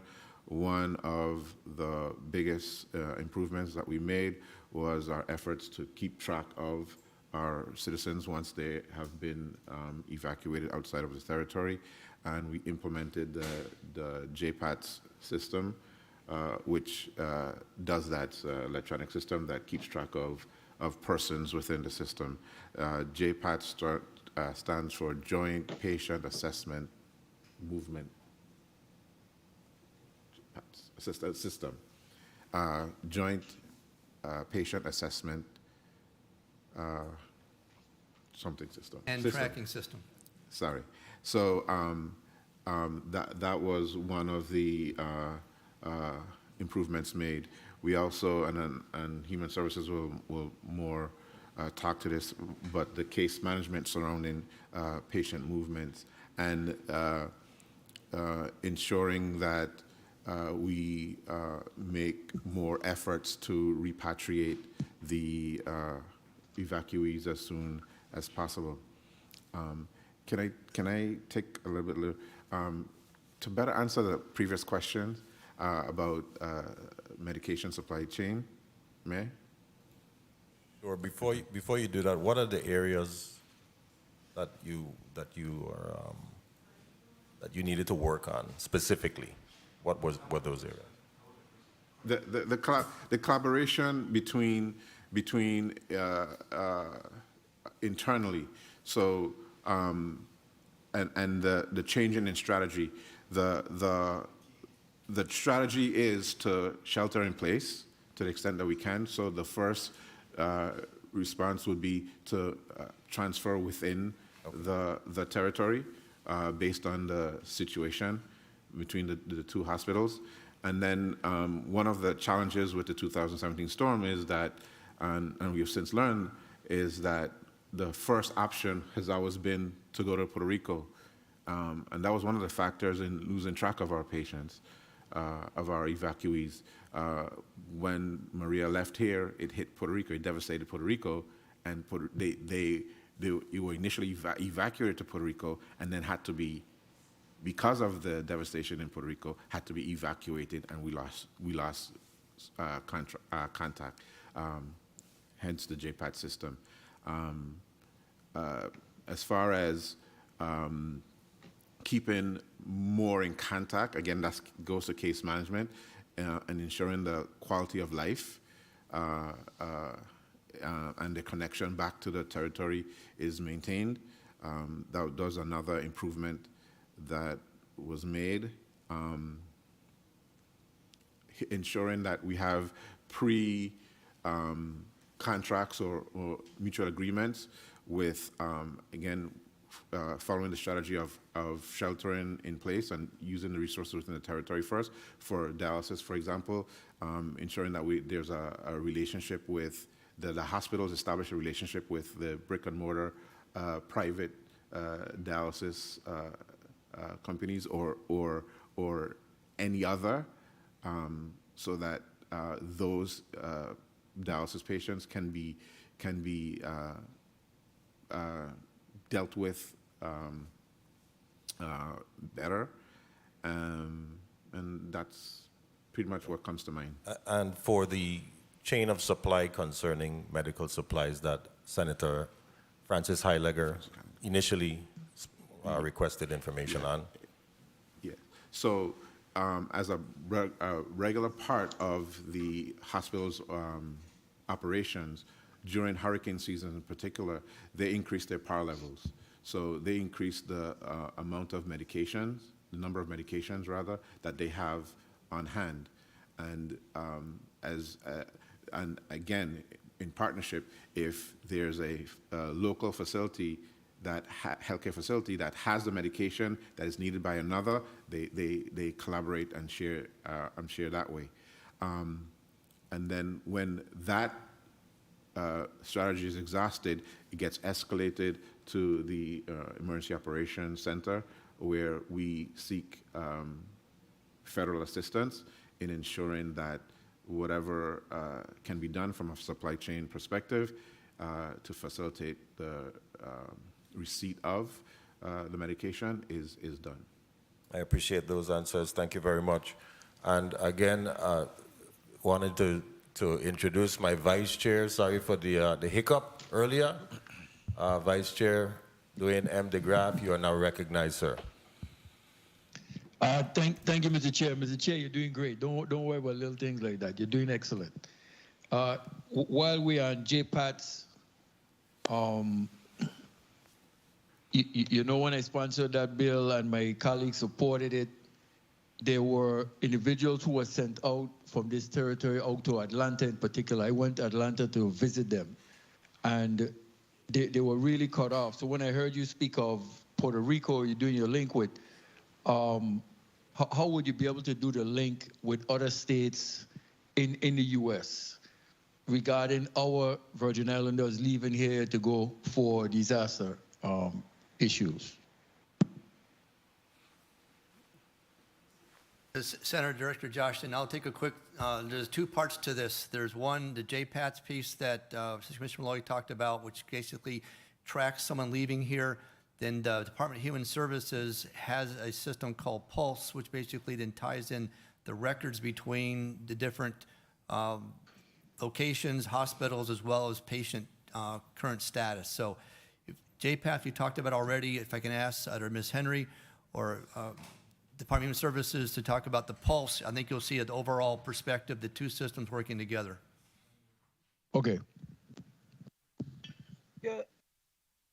Should I go ahead? Good morning. Mikhail Reimer-Brown, Assistant Commissioner, and we can share this. Pulse is the Patient Unified Lookup Service system for emergencies. And so our Medicaid program is the primary lead on this. So when we have individuals who may have to leave the territory, their medical history will track with them. We will be using the Pulse also when people come to the shelters. And Ms. Henry, you want to talk a little bit about that? Good morning, Yvette Henry, Community Affairs Coordinator. Thank you, AC Mikhail Reimer-Brown. Pulse will track, as AC said, will track the patients through their medical and pharmaceutical history. So when a patient comes at the shelter, an individual comes at the shelter, we will track them from their medical and pharmaceutical history. If they had to leave the shelter, going back home or even off island, we have tracking systems through the Pulse that will be linked, and we will know where they are at all times. Okay, that's good information to have. It's a big help. You know, I like to back up and beg my apologies to, I didn't say good morning. Mr. Chair, thank you. Good morning, colleagues. Good morning, Director Jaschen, Assistant Commissioner Michael Brown, good morning, General, and all other members present, viewing and listening audience. Director Jaschen, Human Services, VIE National Guard, are tried and tested over the years for disaster. So I have no doubt in my mind that we won't get through, or we need to get through. But what was interesting in your testimony, Director Jaschen, when you spoke directly in regards to SWOT. The strengths are your staff. In regards to your staff, right off the bat, do you know where all your staff live and who are the essential ones for them reporting to work? Do you know if any of them have young children that need to beforehand make arrangements for these kind of things? Also elderly parents or whatever. Do you have that kind of information when it comes to your strengths for your staff? For the accountability for our staff, Senator, yes, it's part of what our requirements are for a continuity of operations plan. We need to know where each of our staff is located for accountability. As far as elders, that piece I can't address to, but Deputy Director Philomene is with me from Human Resources. She can address to the actual system we put in place. Good. Good morning, Merlinda Philomene. Good morning. Cool plan. Tracking of all of our staff. We, as well as part of our onboarding, we require addresses and point-by-point location for each of our staff and where they live. As far as tracking elderly parents, things of that nature, that's not something that we're tracking right now. But we do track each of our staff, where they live. We have strip maps that's downloaded in our system that our leadership can access to locate staff in the event of an emergency. And also in closing, Mr. Chair, also for the Department of Human Services and the National Guard, for your critical essential workers, do you have that kind of information to track them prior to? So once they come out to work, these are some information that you would have for assisting them. And closing, you could just answer on the chair's time. Thank you for the time, Mr. Chair. Good afternoon, Mikkel Reimer-Brown, Assistant Commissioner, Human Services. We do track our staff. We have our addresses.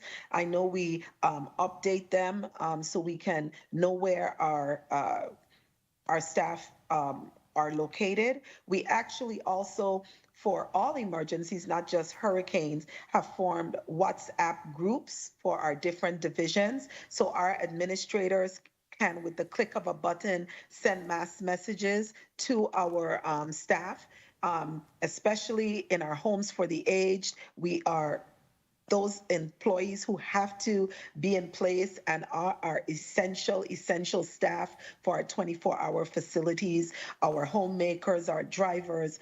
Human Services is always on the go, so we know we have to take care of staff. And as we have done in past disasters, we have brought supplies to the staff so they can be taken care of. They do not have to go in the massive lines, because we'll actually be distributing a lot of the supplies and the food and the other assistive services. So we take care of our staff because we know our staff has to take care of the people of the Virgin Islands. Okay, thank you. And I wanted to recognize the presence of the Honorable Senator Frankie Johnson. Morning, sir. You are now recognized for your 5 minutes. Good morning. Thank you very much. I wanted to make sure at the time. I do apologize for my tardiness today. The 15th of October is White Cane Day, and I do support that independent living group and the Lions Club, and I do take part in it. So I was called to be a speaker there today, and I could not pass that moment up.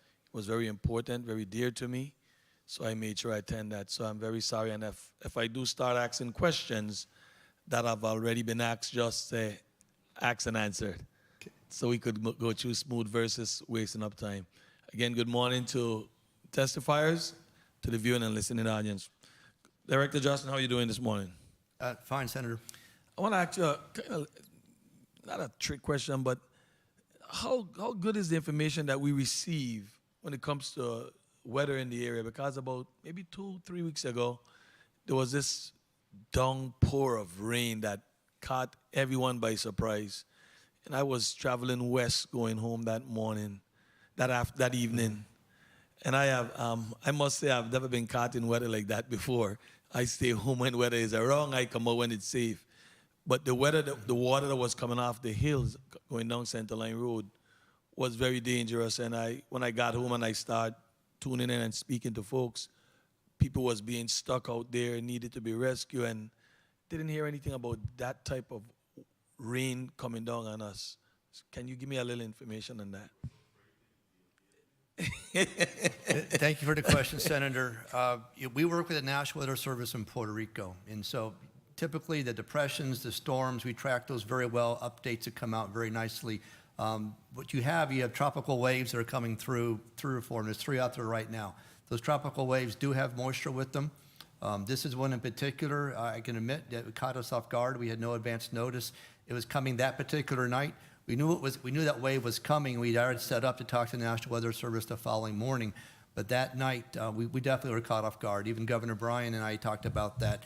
Deputy Kelly on the operations side of the house, we were tracking with 911 the concerns. We did have fire out there. We did have police were out there, especially down in Frederickstead. Yeah. There was some flooding that occurred doing some the contractor work on the road repair down there.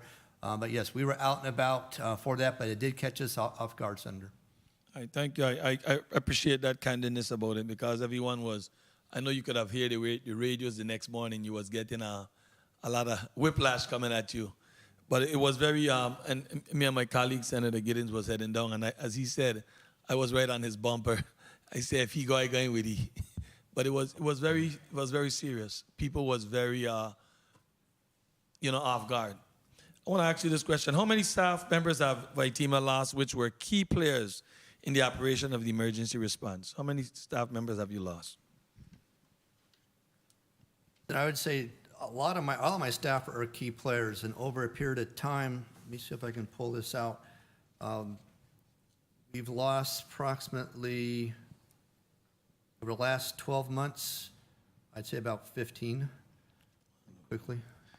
Have any conversation been had with the Division of Personnel to increase the salary of your staff to prevent people from leaving? A lot of times when you hear folks leave, a lot of time it's because of capital, dollars and cents.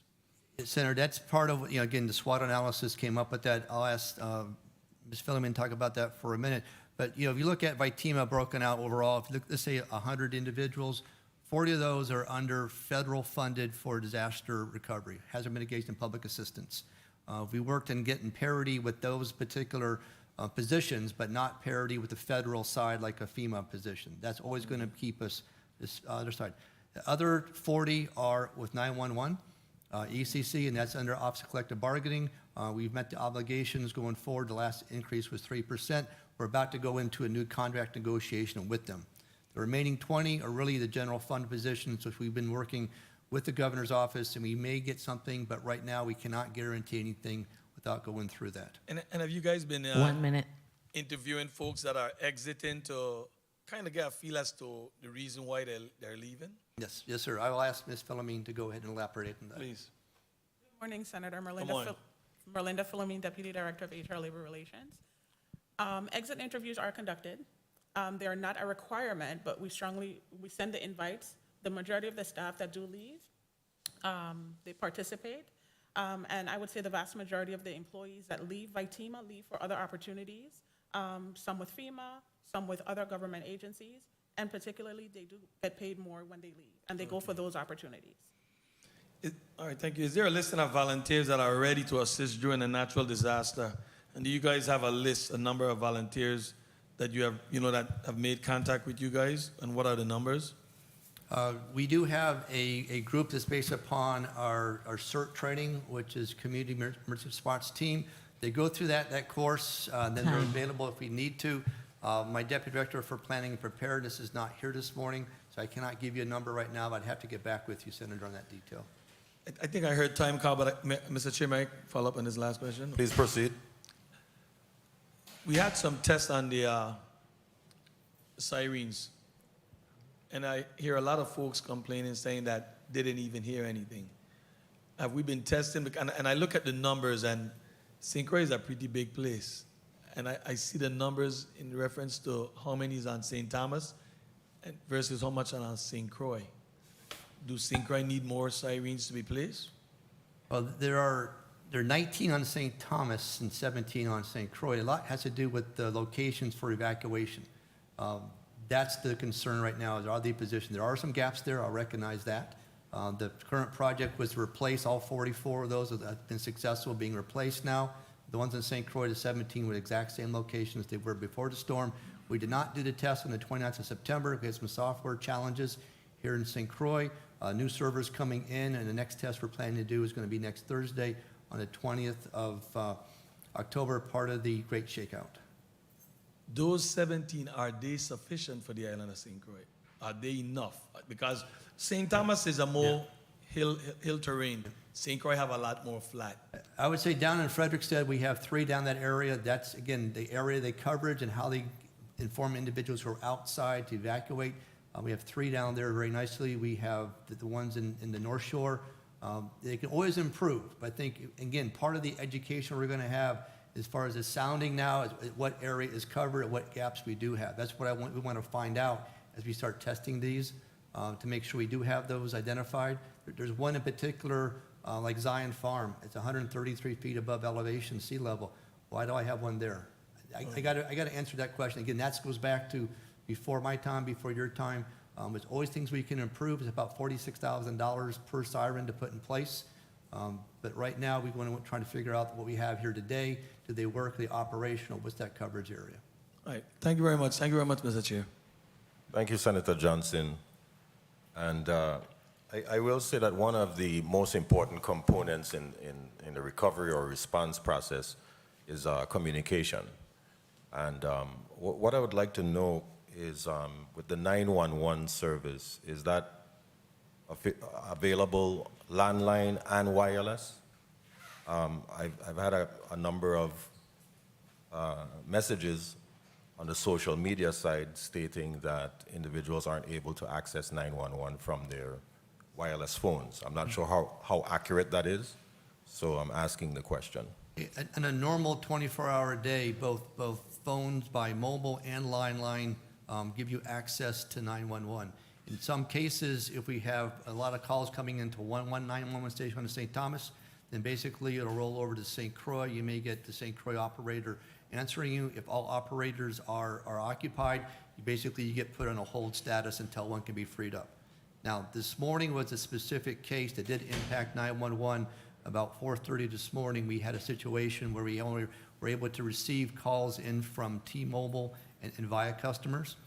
We found out based on discussions that we were not getting information for AT&T or Liberty side of the house. So we were working with that since 4:30 this morning. As of 10 o'clock this morning, we had put information out, both an alert VI system as well as our Facebook to let people know that. We do recognize it's a problem. It did come back as operational right now.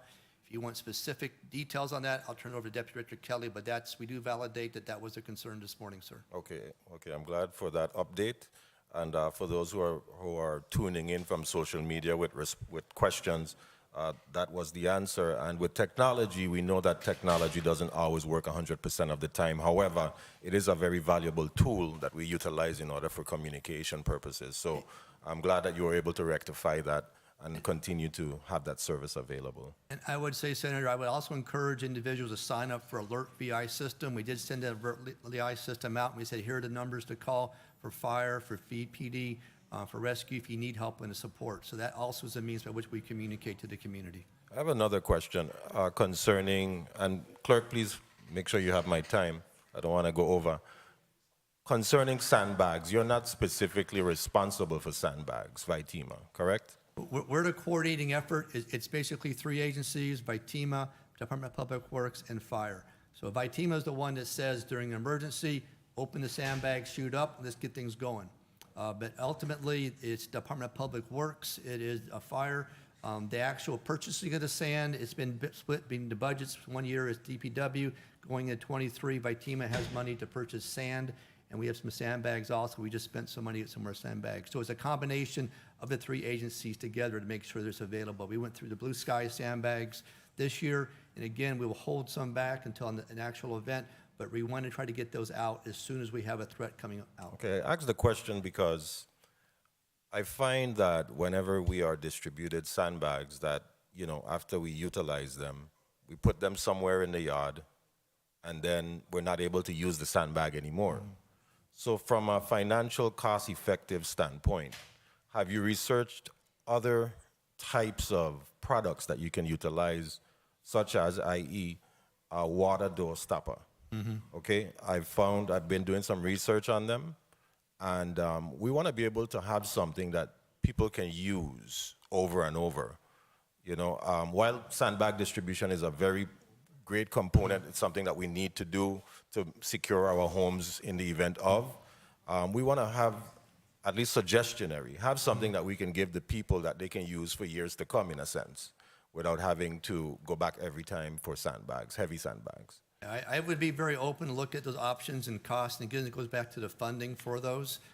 You know, post-event, we did get a lot of event sandbags. I mean, actually, our Army Corps of Engineers, they will not give us anything pre-event. They won't give us sand in between it.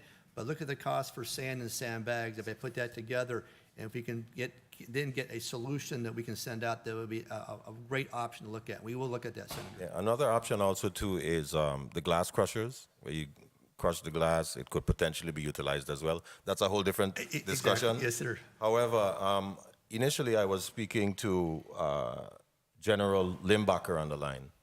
And what I'm looking at is something from a theoretical standpoint where we want to be proactive rather than reactive, in a sense. And I know that we have troops, and I suppose every year perhaps you have troops coming from different states when it comes to the National Guards facilitating.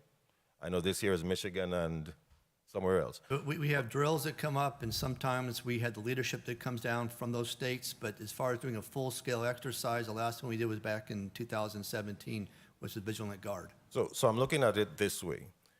In the event that there is a disaster on the mainland, and those troops are elongated to serve or service or provide response for another state, and may not be readily available to come here in this territory, which is the Virgin Islands, what other relationships do we have around the Caribbean, for instance, with organizations such as SEDIMA, or even organizations such as PAHO, which also provide a lot of intricate services to include training for the community and other response efforts?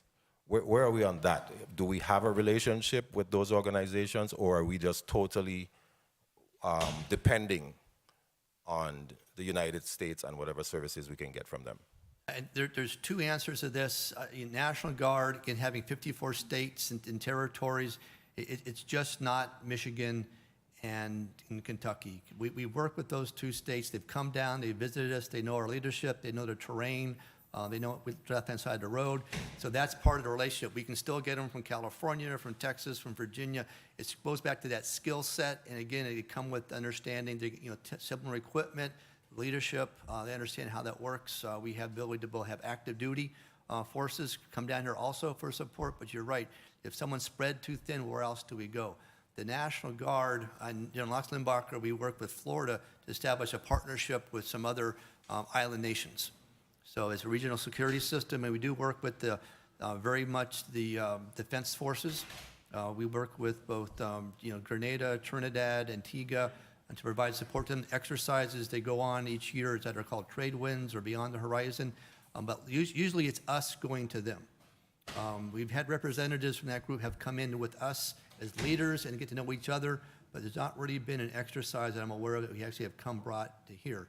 If we look at how we would do that during an actual storm and response, for a separate island nation, we have to work with the Department of State in order to have that support going through with us. But I think from a training perspective, all of it is about establishing the relationships and the skill sets, either communications or equipment to support, or just having individuals come to support us. And I totally understand that, and I know that you mentioned that the support system that's in place understands the infrastructure here as well, but also you may want to consider the fact that island Caribbean nations understand our infrastructure perhaps even more than individuals who are coming from the mainland, of course with no disrespect to them. But they understand the geography, the infrastructure in some cases, and in some cases just the culture, in a sense. So, I think it wouldn't hurt to have those stakeholders at the table in the event of. That's a great opportunity to have a discussion. I can tell you, having done a deployment in Trinidad, the biggest challenge we had was the food. We want the cultural food. The military was saying, no, here's your food. And we basically put that to the side. And we went out and purchased local food, and we knew what to get. And that really made a big improvement for morale. And same thing, if individuals from the island nations came here to support us, we would want to give them local food also. Okay. Thank you for that. And Mr. Chair, if I may answer some of that question. yes, please proceed, General. Yes, I think the key here is authorities, capability, and capacity. Also, one is the U.S. territory. So U.S. territory means that only Title 32 forces, unless under dual status commander, has the ability to do law enforcement, some of the requirements we have. A foreign country, no matter Caribbean nation or other, will not have the authorities to do that. One, that's a State Department coordination. And for us to even coordinate to help our Caribbean partners next door takes a significant amount of energy and processes that are beyond a timely timeline to respond. Second, capacity and capability. As you look at it, the National Guard itself is actually larger than the Marine Corps. So you can look at the amount of capacity that comes from the Guard from the 54 states and territories. They have the ability to flex personnel and equipment and aircraft of additional amount of states. When it comes to the capability they bring, our Caribbean nations don't have the capability on the scale that we would need to help us in time of a need. The personnel who come from the different states continue to support, come rehearse, and are integrated with our police force, fire stations, as well as our National Guards. There's a first, second, and third iteration of organizations signed up. So if it's not a state like Michigan or Louisiana, there's another 2 or 3 states that are signed up to be the second and third order, what we call the reception stage in our movement and integration. So we've thought about that. Right now, the discussion really is some of Southern Command capacity, which is SOFCOM that controls that area. So it's a different combatant command versus the Virgin Islands of Puerto Rico and the Northern Command. We're actually looking to be able to push support to our Caribbean nations. However, as I said before, the authorities, when it crosses countries, changes significantly, and that comes into State Department, USAID, and other requirements that does not happen fast enough to help us in time of need. Okay, thank you for that response, General. And before we move into a recess, we're going to recess for about 20 minutes. A point of personal privilege, Senator Johnson. Thank you very much, Mr. Chair. I just wanted to take a moment to acknowledge my friend, Mr. Joe Pierce, who is here with his great-granddaughters all the way from Pennsylvania, Pittsburgh, Pennsylvania, Cameron, Taryn Favors, and Victoria Pierce. These young ladies came to visit their great-grandfather and wanted to kind of see what we do here and how it's conducted and the business that we conduct. So I welcome you guys, and I hope you get a nice experience as to what's going on and what we do for the people of this territory. Enjoy your stay here, all right? Thank you very much, Mr. Chair. Yes, you're welcome, sir, and welcome to the family as well, and thanks for being here and partaking in this effort. We are going to take a 20-minute recess, and we'll come back with a second round. The committee is now in recess.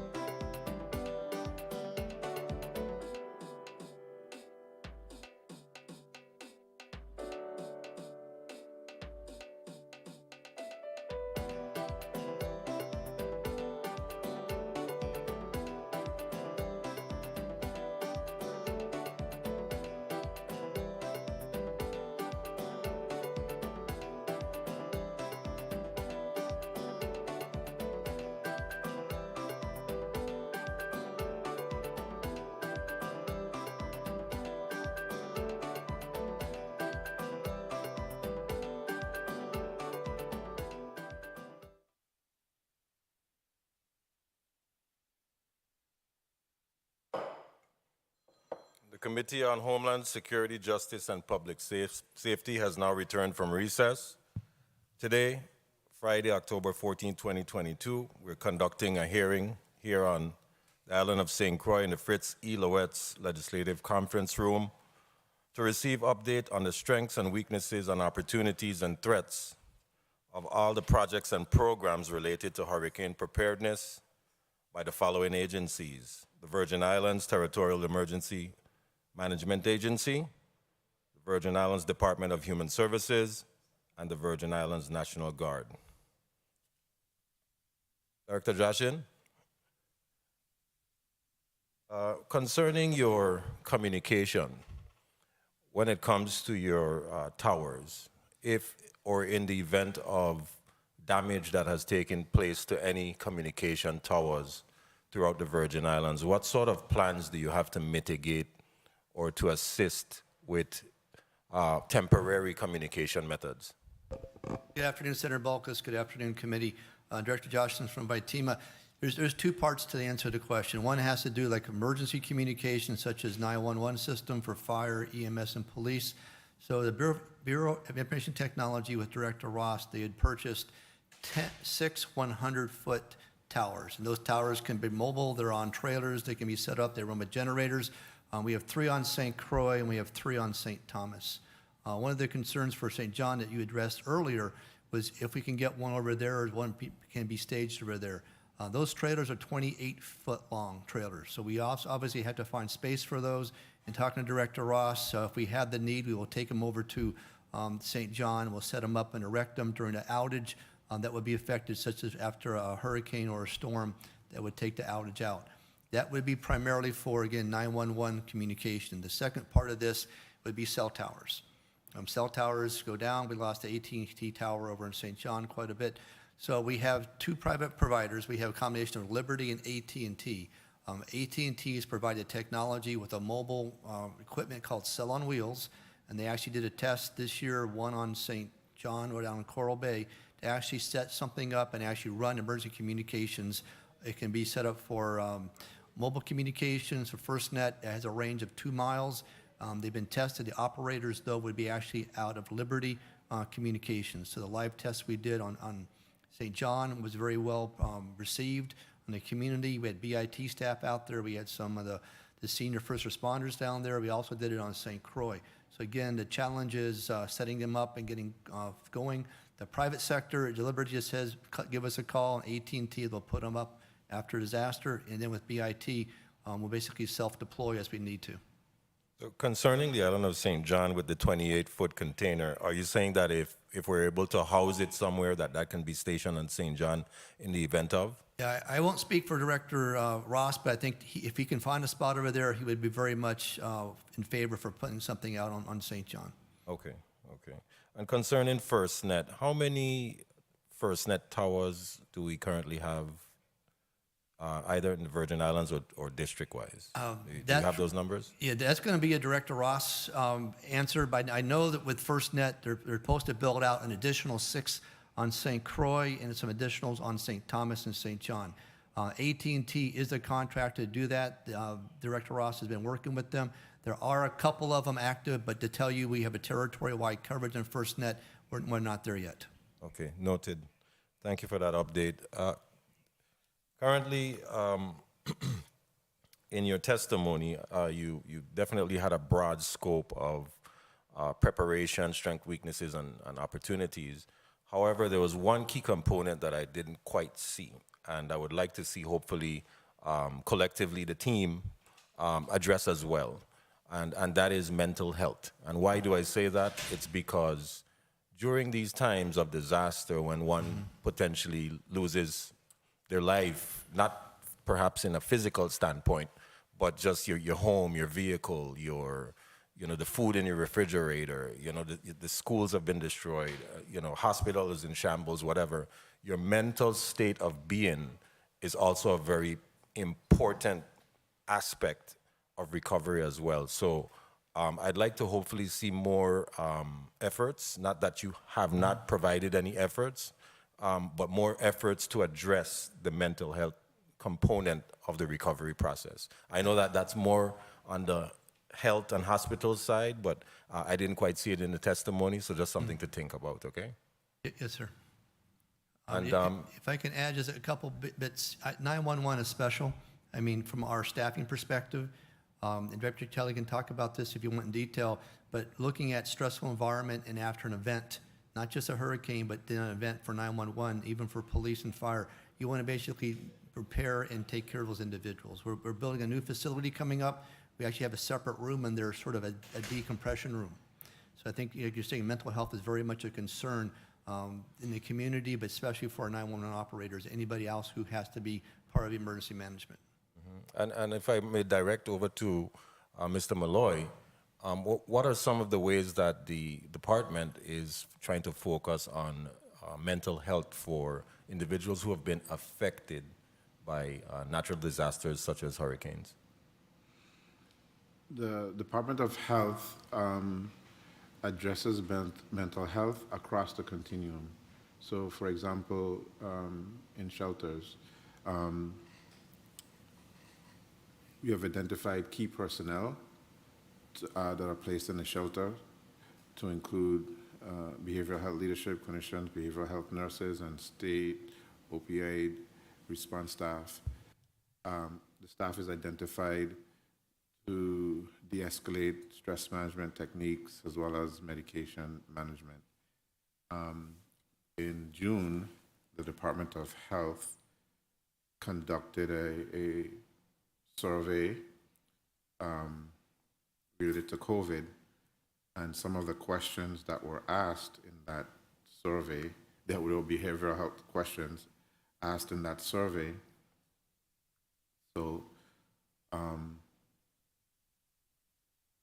have you received services from a counselor, pastor, therapist, social worker, or SAMHSA hotline for behavioral health concerns since COVID-19?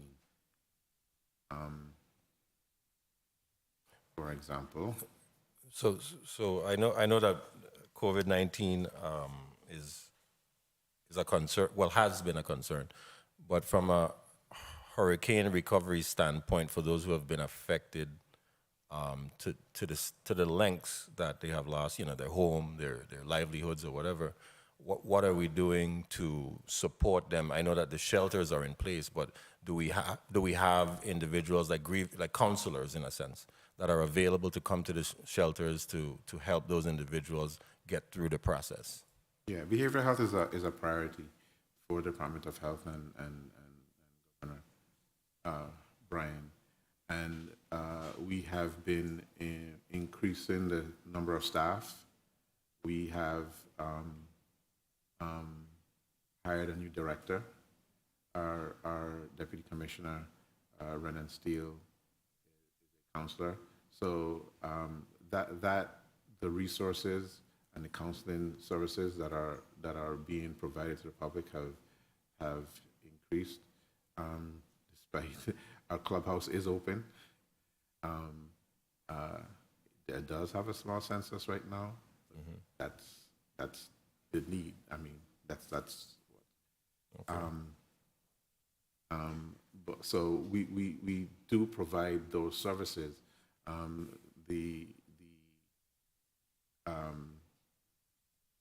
Right now, the outreach vans are being used to sort of transition from our out of our modulars, but they're basically we're ramping up the services, and they're going to be deployed or okay.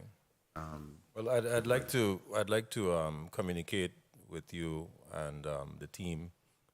We have the chair of the Committee of Health here with us, and I'd like to collaborate with him just to find out a little bit more about what those efforts are concerning, mental health or grievance or counseling for individuals who have been affected by disasters such as what we're discussing today. Did you want to say? What point of clarification, Senator Francis? Well, I appreciate it. So you wanted to say something, Mr. Malloy? Really quickly. I just wanted to say that behavioral health is always a concern and is a component in the response. And after 2017, we actually asked for additional resources to come here and provide counseling to responders. Okay. It was fortuitous because a dear friend of mine passed, fireman passed, a very popular person passed, and they were there to support the fire department and other first responders because they were already in the territory in response to the 2017 hurricane. Okay. But that's just an example of the mechanisms that are in place, the resources that are in place to provide behavioral health services in response to a disaster. Thank you. Point of information, Senator Francis. Thank you very much, Mr. Chair. I think that when we have this conversation in respect to behavioral health or even mental health is that we have to look at the comprehensive effort of the behavioral health. And in fact, we've been working with the administration in regards to the rollout of a comprehensive behavioral health reform. We can't have this conversation and expect that the government alone will be responsible for behavioral health and mental health. We have been working with nonprofit organization to ensure that they too are part of the discussion in respect to behavioral health. We have the Women's Coalition and those type of entity. We have NAMI. We have a number of components that's involved in the whole paradigm of discussion regarding behavioral health. When we look at the government agencies, certainly we have the EAP program through the Cigna Health Insurance that's available to support and assist in behavioral health issues for government employees and other individuals that have insurance coverage. I have been at the forefront in making sure that we're able to support, and this body, the 34th, the 33rd legislature, have been able to support behavioral health. We provided funding to the Department of Health. We also have the issue of our Frederiksted Health Center, the Eastern Medical Center. When this discussion about behavioral health cannot be done in a vacuum, but more importantly, that the nonprofit organization, the government entities, all involved. Really, all the stakeholders need to come and be a part of that discussion. As we discuss behavioral health, we have a number of families that continue to be under siege because of behavioral health issue. We have a number of fallouts by individuals, and we try to take the cases one by one to be able to resolve some of those issues and make sure that they're proper placement. We don't have sufficient facilities. This government spend millions and millions of dollars in regards to behavioral health and having facilities off island to address some of those chronic and acute state of behavioral health issues. So, my message here is that we can't just expect that the government entities will be responsible for this, but we all have to really come together as we address the behavioral health issues. Thank you very much for the opportunity. Thank you, Senator Francis. And Senator Kenneth L. Gittins, you're now recognized for your 5 minutes. Thank you. Thank you, Mr. Chair, and good afternoon to all again. I'll leave the premium pay question for last. I want to go back to the discussions of Tropical Storm Fiona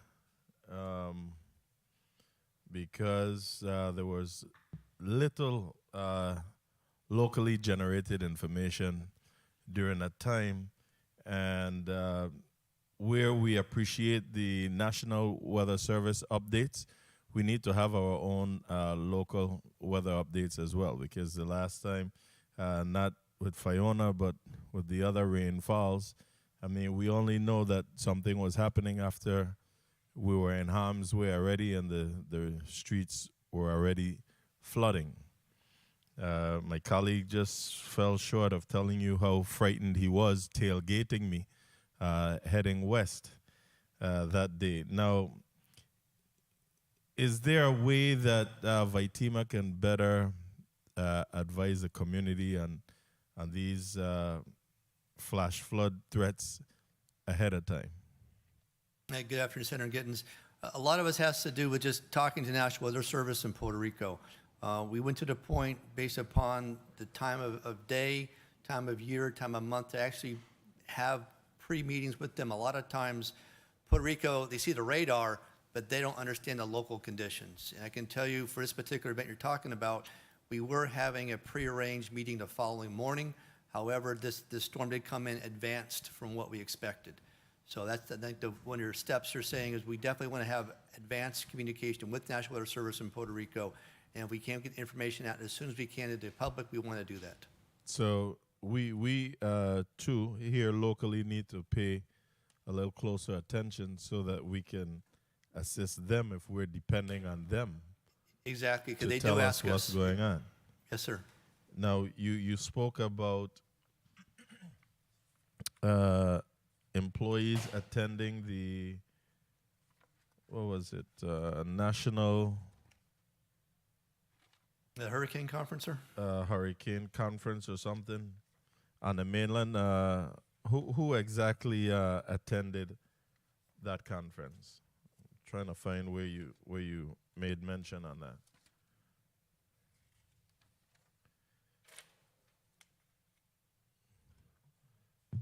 Do you recall who attended that conference? Be line 221. We had our Assistant Director Barbara Peterson. She attended. We had Regina Brown, Deputy Director for Preparedness. Deputy Director Kelly, to my left, attended. Public Information Officer Eric Ackerson attended also. So all senior level individuals attended. Now, when these individuals come back from these conferences, do they impart that knowledge on the other staff members? Is there a report generated that is reported to the community, et cetera? Assistant Director Peterson was the senior person there. She put everybody together, and we communicated that. I do have twice a week staff meetings, and part of that staff meeting, we do share information for individuals who do go out and about to present and have those discussions. So we do have some agency discussions after those conferences, sir. Because you did mention your weaknesses, and one of your weaknesses is a lack of redundancy. Employees do not share what they learn or know. So hence my question to ask, when they travel outside the territory for these conferences, are they sharing the information? There's a format by which they can provide the information to our staff. Sometimes it does not happen. Sometimes it does happen. So I think as part of our improvement process, we can So tighten you that as up. a head, what are you doing to ensure that this happened? This is your weakness that you're saying. If you have recognized this to be your weakness, I want you to tell me exactly what are you doing to right that wrong. Well, we do have a form to fill out when you come back from a conference. It should be done within 5 days of coming back from the That conference. should be done. Is this being done, sir? I want you to be stern. You're a military, what's your rank in the military? A colonel. A colonel. Yes. I want you to be colonelish to me right now. Well, currently, Senator, is not being done. Excuse me? Currently is not being done. Currently is not being done. Right. So what are you going to do to ensure that it's done? We are representing the people of this territory, and we want the best. I have to enforce it. That's the easy answer. So I'm looking forward for Time. enforcement, sir. Yes, sir. Thank you. On page 6, you spoke about the satellite phone and all 3 VITEMA EOCs. We need to continue our conversation on the auxiliary communications unit. We spoke about that. I know you're busy, but let's finalize that conversation. I have already submitted the bill drafts, which is BR number 22-1251 and 34-656. We could discuss this further so that we can finalize it and bring it to the floor for action. Yes, Senator. Okay. Now, also Senator, your time has been called. It's but called? You may ask one last question. Oh, wow. She asking it. I mean, she calling the time real soft. Okay, so let's go straight to the premium pay. All 3 agencies that's here: VITEMA, Department of Health, Department of Human Services. Are your employees? The question: are all your employees eligible for this premium pay? If yes, were there all names submitted to the Office of Management and Budget, and what's the status of these payments. Have anyone within your agencies received premium pay thus far? All right, Senator, I'll ask Deputy Director Philomene for VITEMA to answer that question, please. So we'll move from VITEMA to Department of Health and then to Human Services. Afternoon, Senator. Melinda Philomene, Deputy Director of HR Labor Relations.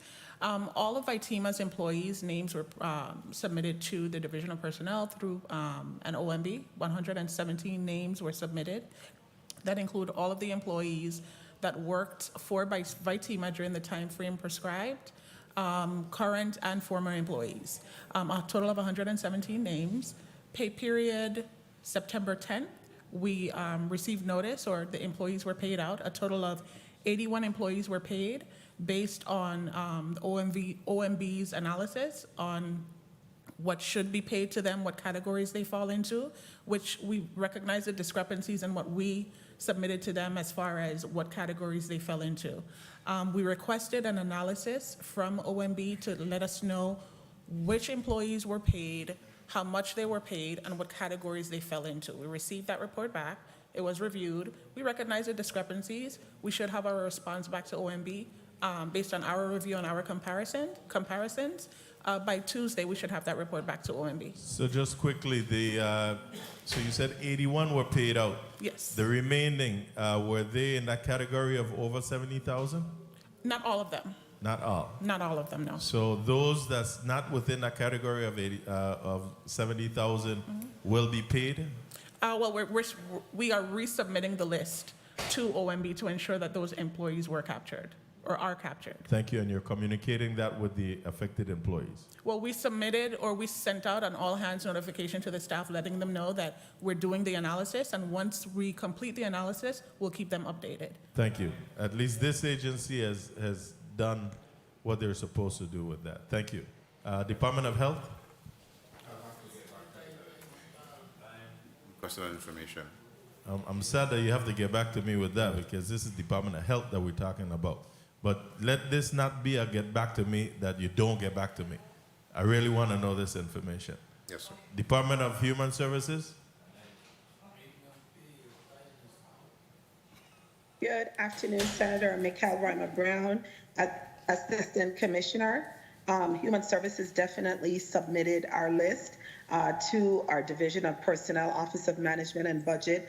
I believe today our premium pay has been issued to our employees. As we speak, I've been getting thank yous from staff. So I do not have the up-to-date numbers as how many people as of today were distributed. We can get that from HR, but checks were, I think the notice of checks were in our employees' emails, letting them know that their premium pay is forthcoming or maybe in their bank accounts already.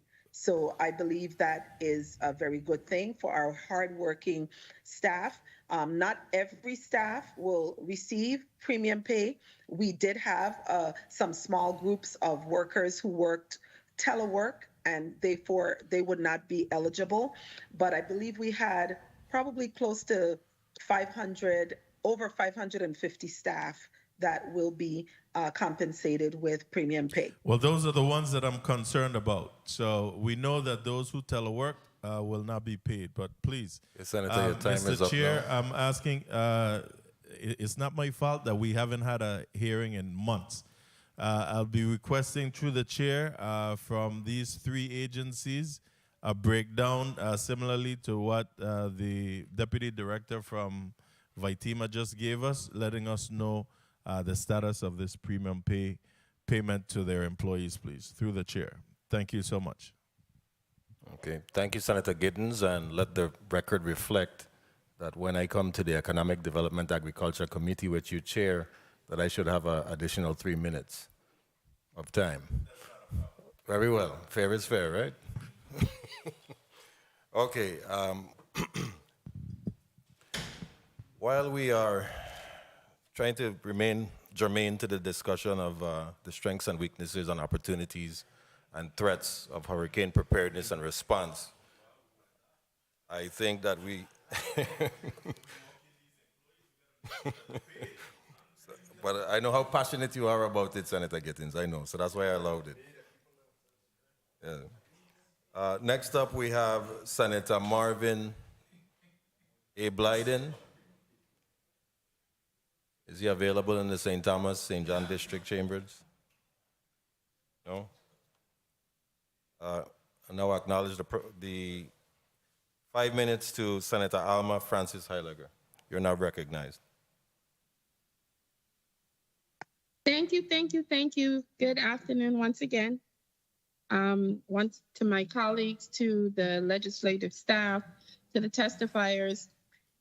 This particular conversation, I've continued to listen, and I'm very, very concerned overall with, I'm trying to say this in a very, we know that we have hurricane season on an annual basis. And as much as I appreciate what the chairman is doing with us coming together, I'm trying to understand, is there a long-term way for us to have a continuous coordination as opposed to on an annual basis for this? I'm trying to, this is who we are. You understand what I'm saying? We live in a hurricane zone. So I'm trying to figure out, is there a way for us to have a plan that is so consistent every single, that it rolls over, that this is not, we can get updates, but we're so strong in what we're doing that the people look to these various agencies and teams to know that this is a solid foundation every time, or if anything ever happens during the hurricane season. I like the conversations, but I want some kind of solid ground. And I'm trying to understand, do you think as a government we'll ever get to that place? Can someone answer that? Senator Director Jaschen, go ahead. Member Brown, go ahead. Yes, Assistant Commissioner Mikhail Reimer Brown. I must say, Senator, our efforts are year-round, 12 months a year. We have plans. VITEMA is our lead. They do extremely good work. We have ongoing trainings. Our staff also attended the hurricane conference. We came back. We did mass training of all 700 plus staff of the Department of Human Services. We have crisis response groups, shelter groups. We have our emergency service function, ESF6, our ESCs, our coordinators who go into the VITEMA when we have emergencies. So the work that we do across the GVI is a continual 12 months a year, 365 days, 366 on leap years. So this is in our blood. I heard Senator Marvin Blyden say, we do this well, we know what we're doing, and I applaud especially Director Jaschen because he leads our efforts well. Okay, and that's the thing. You keep talking about you do it well, and I appreciate it. I can see some of that because I'm here. How do you articulate that to the public year round? You understand what I'm saying? And I'm speaking from a perspective of a representative speaking to the public, and that's where my concern is. It's one thing for me as a senator to come in here and you guys report to us. It's one thing for me to get the reports, for me to read them in my office, but on a year-round basis, could you tell me and the public, how do you let them to know that this is what you're doing year-round? How do you let them to know that you're here for them? How do you let them to know that, hey, we're consistently working on your behalf? Hey, these are the shelters, these are the people you contact. The public apparently is not getting that part of it. And as their representative, when they're coming to me and they're questioning me, the only people I can come to is you guys. 1 minute. So that's where I'm trying to get at. How do we make sure they know that you're there for them consistently year-round? Senator Director Jaschen, there's our drills and exercises that we do also. Some are within agencies, some are with the public. For example, every October, we do a great shakeout. As of yesterday, we have 13,000 individuals signed up in the community to participate next Thursday at 10:20 in the morning on the Great Shakeout. So I think that's one example. And again, the discussion heading up to that is so important. Also, the month of March, we do a tsunami drill. That's called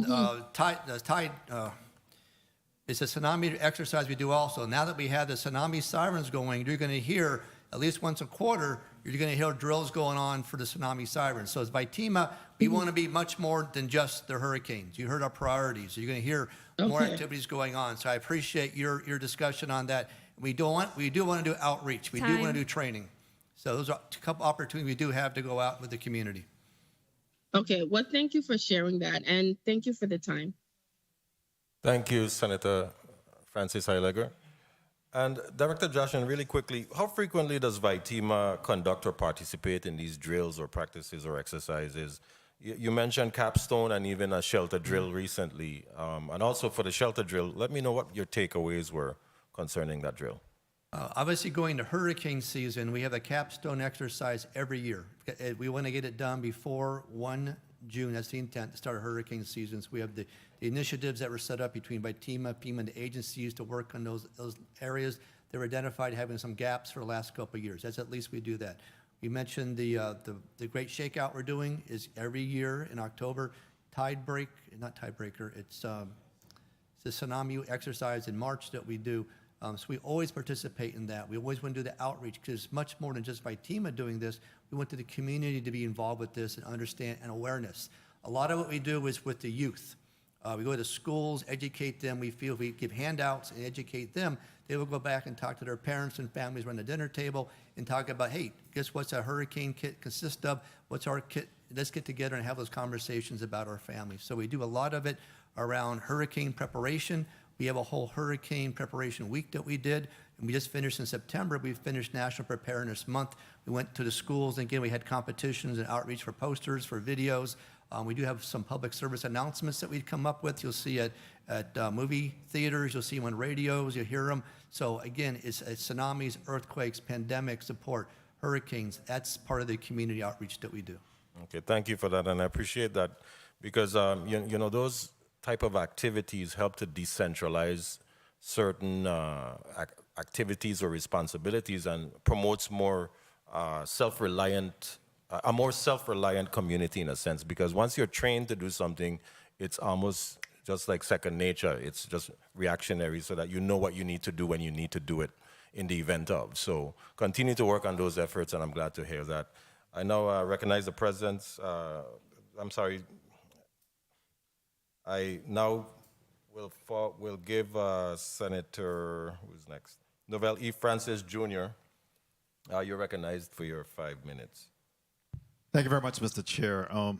Director Jaschen, what's your volunteer component of VITEMA? Back in my days when I joined VITEMA, civil defense, and I'm aging myself here, you know, we had a very small staff, Lou Terrell, Elroy Harrison, Conrad Knowles, Chiqui Monsiclio over in the St. Thomas district, a very small staff at the time. What is the number of volunteers? Because those staff was supported by volunteers. What the number of volunteers you have today?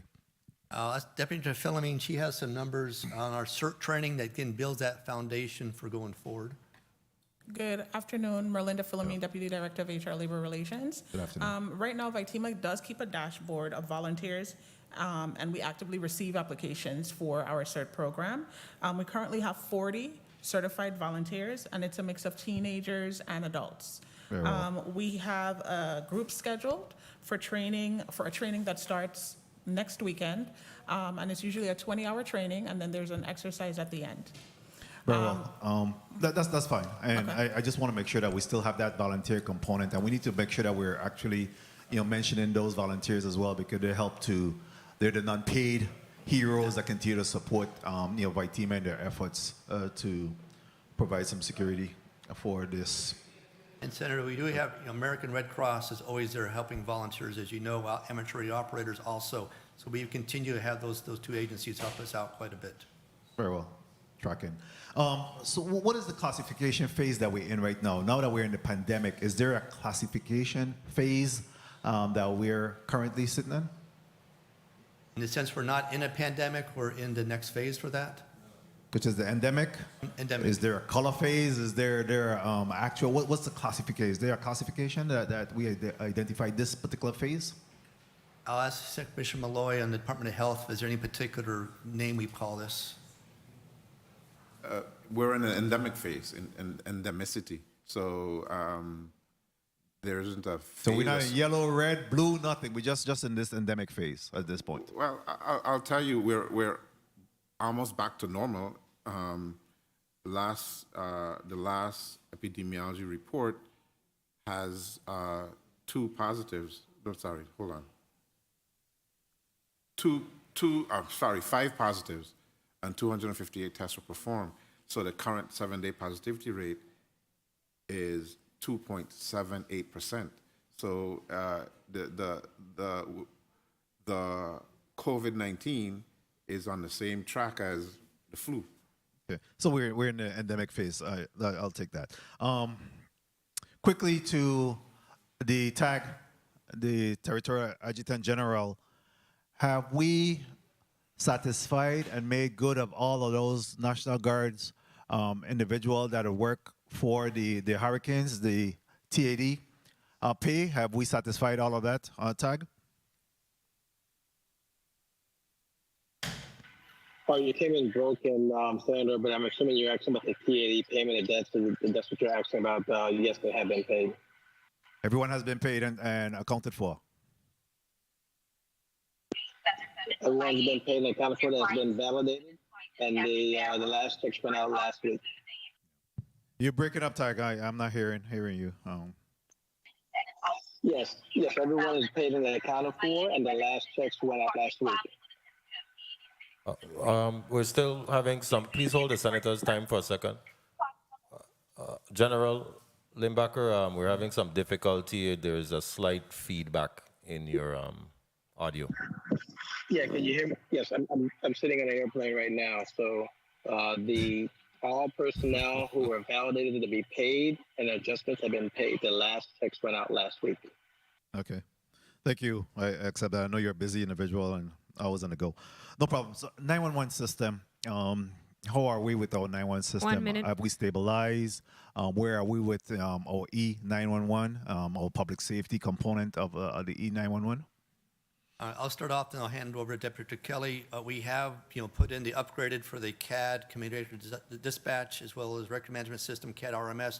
We're about to go into a telecom, which is the second part of this update, which is going to give us the ability to enhance features that we did not have existing prior to putting the CAD in. So, Deputy Kelly. Well, there's not much more to add to that. Director Kelly by VITEMA. So we've got the CAD system in. We've got the new call work phone system that's being installed presently. We've got countless trainings going on right now. EMD, Emergency Medical Dispatch, that's on the way and going well. We've also have the quality assurance piece so that we can pull a percentage of the calls monthly and see how our folks are performing. So that's actually online and coming along very well. Very well. And quickly, Time. in terms of...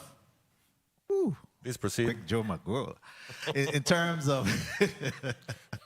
That's like a setup. In terms of the emergency, Mr. Chair, I barely indulgence. I just want to wrap up with Please this real proceed. quick. In terms of your emergency service fund, that has become a target funding for some of my colleagues.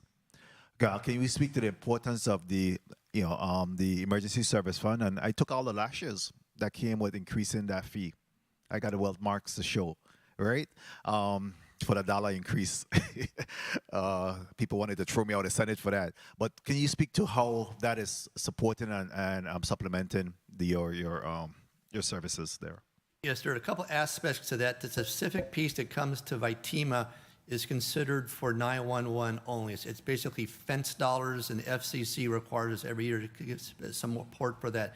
So a lot of the update to the CAD systems, that RMS systems, telecom systems, operator training that is specifically focused on that. The rest of the monies that come in that both EMS and fire receive, those can be used for other purposes, but we are very much fenced with that. And even though it may be $1 million a year, we want to spend every single penny on that and keeping the system up to date. The telecom piece, for example, again, is all being 100% funded through the funding for money for that. Very well. And if I ask Mr. Chair, if you could just wrap up in terms of training, weapons mass destruction, can you just speak on Mr. Chair's time to what's going on in the space of training for VITEMA and their volunteers? I know you spoke about CERT, but outside of that, weapons of mass destruction and any other training that's going on for VITEMA. The latest we've had, Senator, is back in New Mexico. We have some training that's opening up right now. They're talking about drone and counter-drone training. That's not really a 911 perspective, but we do have agencies that are going out and seeing that for the first time.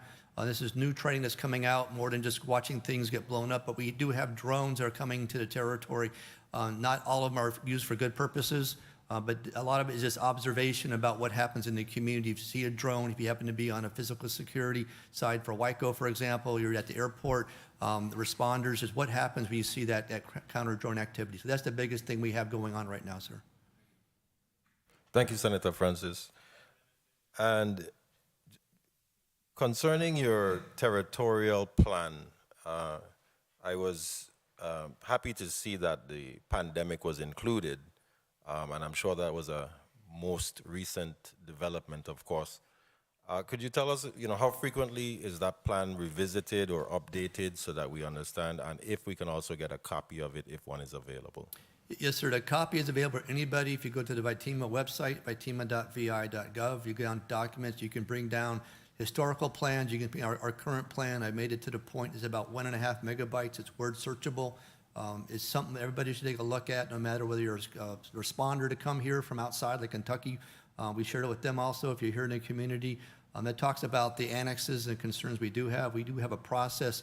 Actually, every 3 years we get together, and this is a FEMA product, to go through our threats, risks, and analysis in our territory, as well as our capabilities. It's called a THIRA. We do also something that calls a gap analysis of that.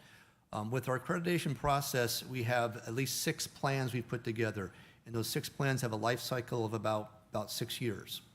Okay, every year we have a review of those plans, but ultimately we will update those plans by requirement at least every 6 years. Now, if I have 6 plans, I'm not going to wait till 6 years to do all 6 of those plans. So I have to phase that, to do a couple plans each year. And a lot of it has to do with training, going through that, with exercises go along with this. But the base document is the Territorial Emergency Operations Plan and annexes that we put in there. Pandemic was there before, but we didn't really have it ingrained in the actual document. So now that we have those areas, we have the cybersecurity. It's very, very much involving each day. We have drills with both BIT as well as with our BEOC group. We have the hurricanes, earthquakes, terrorism, tsunamis, and the pandemic, like you mentioned. Okay, thank you, Director Jaschen. Senator Giovanni James Sr., you're recognized for your 5 minutes. Yes, thank you, Mr. Chair, and I want to say you're doing a great job on your first hearing, and I look forward to seeing more of these hearings. We had a little setback there, but you're doing a great job. As far as Web EOC, it was referenced in your testimony, Director Jaschen. Can you speak to me ever since Web EOC has been implemented? What are the pros and cons? And at a later time, if you can invite the senators of this committee to experience what Web EOC is about. Thank you, Senator. The Web EOC is a software tool. It's housed in a server, and basically you can access it from the internet. That's the key thing for us. Deputy Director Kelly to my left basically is the manager of that, and we take each agency is required to identify at least 2 to 3 individuals per island to be part of the emergency support coordinators. Those coordinators are given access and trained on how to use Web EOC. Ultimately, it is tracking a common operating picture. The key thing, though, it also tracks our requests for assistance. So if you have, let's say, for a shelter, the shelter is needing food or water or something to help out, the Department of Human Services, who manages shelters, would submit on that Web EOC the request for assistance through what's called an ICS Form 213, which is a generic form, and put that request in. It goes into Web EOC, and we can track that. If you happen to be operations, like Deputy Kelly is, he has to review that and approve that. Logistics-wise, Deputy Blasio reviews that. If we can solve the problem locally, it's all well and good. We do that. We track it. Also get reimbursed for that from FEMA if we need to. But ultimately, if we exhaust our resources and I have to go to the federal side, like after emergency, then that's a document that basically is approved and then forwarded on to FEMA through interchange with them to then officially request the assistance. So, is much training needed for web EOC, or is it something that is simple? I will ask Deputy Director Kelly to address that one. So, good. Good afternoon, Senator. Deputy Director Kelly, VITEMA. Depends on the position. There are multiple positions of accessibility into web EOC. So it depends on your position or role. It may require some more training, some less training. If you're a person on the web EOC that's just for visibility, then not much training. Okay, so my question then would be, how many individuals are trained with web EOC? The list of individuals that you mentioned a while ago, Director Jaschen? That's the minimum requirement we have. That each person who's assigned by their agencies, by the commissioner, to be part of emergency support coordinators that could be at the EOC on St. Croix, St. Thomas, St. John, would be required to be trained on that. And when we have an incident stand up, you log in, you sign on, and we can see who's on there. Which is a total of what? How many individuals? Because what I'm trying to get at is, I want to make sure we have continuity in government, have an idea of who is trained, having individuals cross-trained, whether it's a change in administration, whether it's the next 4 years, next 8 years. I just want to find out continuity. Who are the individuals that are trained, and how long does it take to train individuals using web EOC? Well, we've had about 2 to 3 training sessions, and I think it didn't even been blocks at about 4 hours. But then also when we have the activations, we also get in there and have more conversations. I would say, Bruce, what would you say as far as number of trained? Between 60 to 80? We've had approximately minimum of 2 emergency service coordinators from each agency and some liaisons also from the private sector. We've had trainings for approximately 6 months, about 3 weeks out of the month, anywhere from about 20 individuals each class or training iteration. Okay, and I know I think 1 minute. the Adjutant General is on a flight, but as far as your coordination with National Guard, I know you do have a lot of training and sessions, and I know during a state of emergency or any disaster, we count on them heavily. But as far as their involvement, let's say for the past, since January, what has been the collaboration with them to make sure that we are ready for any disaster? Well, definitely, again, they are not a lead agency, so they're supporting our lead agencies. So part of the capstone exercise was identification for where they support. An easy example is the Virgin Islands Police Department. When we activate the National Guard, they support and augment the police, specifically for traffic control points. Additionally, we did this for Tropical Storm Fiona. National Guard activated to go into St. John, and we have what's called immediate response teams. We had them in Coral Bay, in Cruz Bay, to have chainsaws to go out and do immediate response after the storm, and also for help and accountability with both fire and police. Okay, and Mr. Chair, with your indulgence, I would like to ask one more question. Please proceed. You also reference urban search and rescue. Explain to me as far as the training that have been had and the resources that you have or any additional funding you will need to carry out any urban search and rescue activities. VI Fire Service is a lead agency for urban search and rescue. Last year we had a Category 4 storm heading this way. I believe it was Sam, I believe. FEMA actually mobilized a heavy urban search and rescue team, and they put about 80 people in Puerto Rico. When I heard that after the event, I said, well, what did they bring? What did they have? And we have had discussions with the urban search and rescue on the FEMA side, who are volunteers also, not just FEMA employees, as well as with fire, to figure out, again, we have the local knowledge in the territory, but they will bring equipment in. We don't need swift water boats. That was one of the conversations. We don't have the swift water need, but we have the need to bring specifically, I would say, canine teams. Canine teams, the big dog handlers, and they go about from search and rescue. We identified between probably 8 to 10 teams would come down here, part of the urban search and rescue plan. We don't have any canines here. So that was one of the keys to our discussion going forward, is how do we merge in that capability that we don't have, but we know we're going to need from an event. And my question, when I asked about funding, how is this funded? Would you tap in on a local level or a federal level? From a training exercise, we'd have to work with that group to have them support us. Right now, there's not something in the works for that. Locally, we'd have to have some team come down and assist us with that, but we've not run into a funding challenge yet for that. I'd have to go back to Director George from Fire and see what he has on the plan next step for that. That's one of the exciting things I think going forward is developing that, but I haven't heard a funding challenge yet for urban search and rescue. Thank you, Mr. Chair, for your leniency. You know, from day one, I had supported you, and you're doing a great job, and I hope we have more Director Jaschens in the future. Thank you for the time, Mr. Chair. Thank you, Senator James. Vice Chair Dwayne M. DeGraff, you're now recognized for your 5 minutes. Thank you, Mr. Chair. Director Jaschen, is the TTY system operational for the hearing impaired? Good afternoon, Senator DeGraff. The TTY system is a system by which individuals are able to receive text messaging in lieu of an audio call. Working with our ADA coordinator, Mr. Henley, with iPause in particular, which is an integrated public alert warning system. We tested that. It is currently operational. Of course, it depends upon the individual having a TTY system at their location, at home or business, wherever they are. And that's one of the things we do want to test. We do our integrated testing with iPause is to make sure we can test a TTY.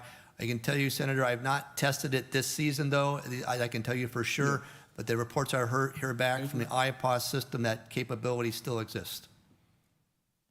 Thank you. Thank you, Director. Curfew passes. How do we go about obtaining curfew passes for government and the private sector? Curfew passes are available from 1 January to pretty much 1 June. The availability is to go on the VITEMA website. You can go to the document section, you download the curfew pass process. You submit the application online to operations, and they basically go through and vet that and make sure. If you're asking, if you have, say, these are for businesses, they're not for individuals, first of all. So you have to be a licensed business in a territory. If you have 100 employees, you submit 100 requests for us. We'll probably have a conversation with you and have you ask why you need to have all 100 individuals of your agency have a curfew pass. We're going to ask you to probably bring that down to about 10. Again, the key thing is this: you are authorizing individuals in your business to be out and about when we consider to be unsafe to go out. Again, that's the process that we use from 1 January to 1 June. Okay, thank you.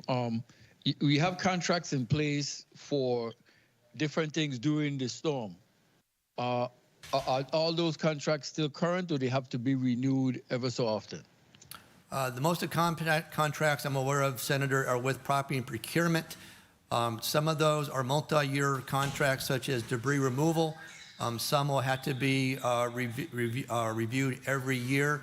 The goal I have with Commissioner Thomas is to have those all reviewed prior to going to hurricane season, which is 1 June. Okay, and two things. Finally, you have companies off island that deal with off island shipping, private companies.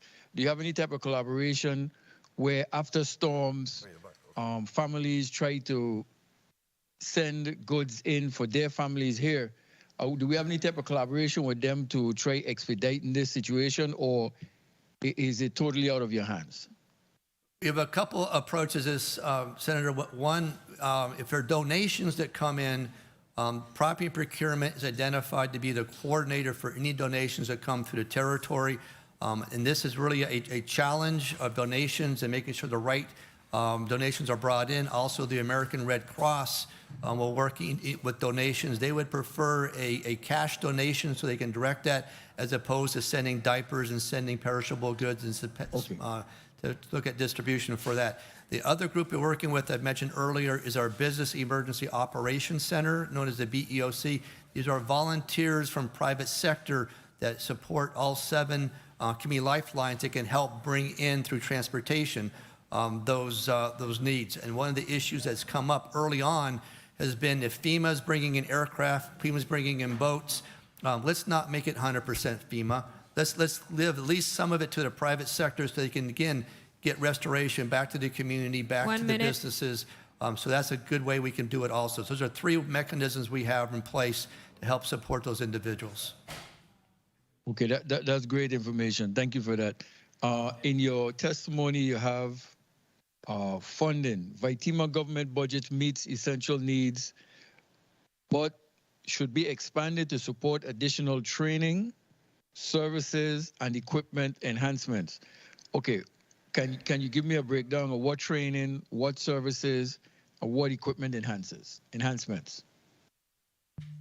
Well, you know, the funding aspect of this, a lot of it goes back to sending individuals, we already talked about, off to training events that may not be here in the territory, so we need funding for that. A lot of times we try to use our federal contracts for that. The grants, sometimes that we can support it, sometimes we can't. We've mentioned obviously the generators. We'd like to get additional light sets in to support that. Deputy Kelly, next to me, we want to get some more mobile emergency operations centers. So dividing funding for that is very, very important to then refresh and rebuild our capabilities to both be stationary as well as mobile. And finally, one final question, and again, I know it's out of your hands. During all weather situations, we listen to VITEMA, but there's a large portion of people, myself included, will turn on the Weather Channel. The Weather Channel never mentions the Virgin Islands. Do we have any kind of collaboration with them to let them know that, hey, the Virgin Islands exist, not just the Puerto Rico end? Have you had any conversations with the Weather Channel?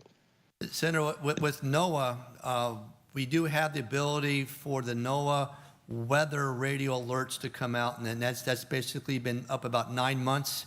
I think it's 164.25 is the frequency. You can buy a weather radio, and that will have a channel on that with a band that will then the weather service up there. What you're referring to at the national level, all I can do is reach out. We did have the hurricane hunters come down here last year in April.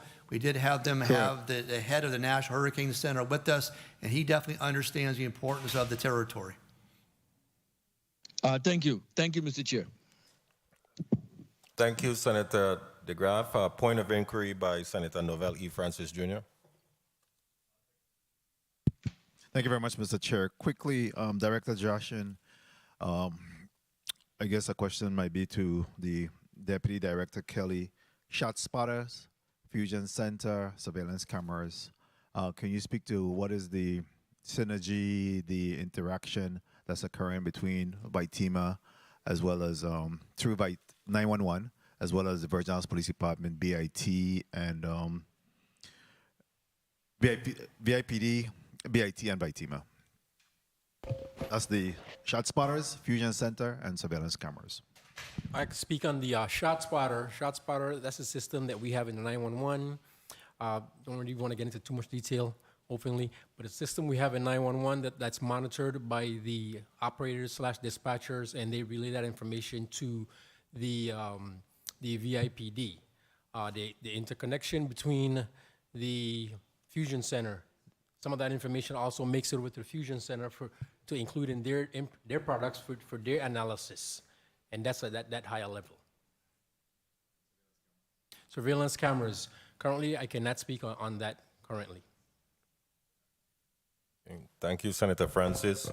Senator Marvin A. Blyden, you're now recognized for your 5 minutes. Thank you. Thank you so much, Mr. Chair, and good afternoon again to all. Director Jaschen, let me ask you, in respect to your plans, let me ask you, what is your plans for the agency when it comes to enforcement, when it comes to training the different agencies, and the assurance that after those trainings are completed, that the persons that were trained are the ones reporting to the EOC doing hurricanes, etc.? What plans do you have to assure that that happens? Thank you, Senator. A lot has to do with the coordination with commissioners, directors, executive directors. We do have training opportunities. Again, they assign the individuals to be our coordinators. So we track those. I require letters to come in each year before hurricane season. We track those, and I go back and remind them to still go through. based upon that, that kicks off the training requirements, whether it's Web EOC we mentioned already, or the all-important ICS 300 and 400 courses that are put on by FEMA or a company called TEACS out of Texas that come in. That's a 40-hour course that gives you the foundation to basically sit in one of my EOCs and understand their responsibilities when we come together to represent your agency. And those are tracked very, very closely, and we do have individuals that do rotate out, and, and that's understandable, but we do try to have at least 2 sessions a year on the ICS 300 and 400 courses. Okay, very well. Let me ask you in respect to your testimony, your SWOT analysis, your strengths, weaknesses, opportunities.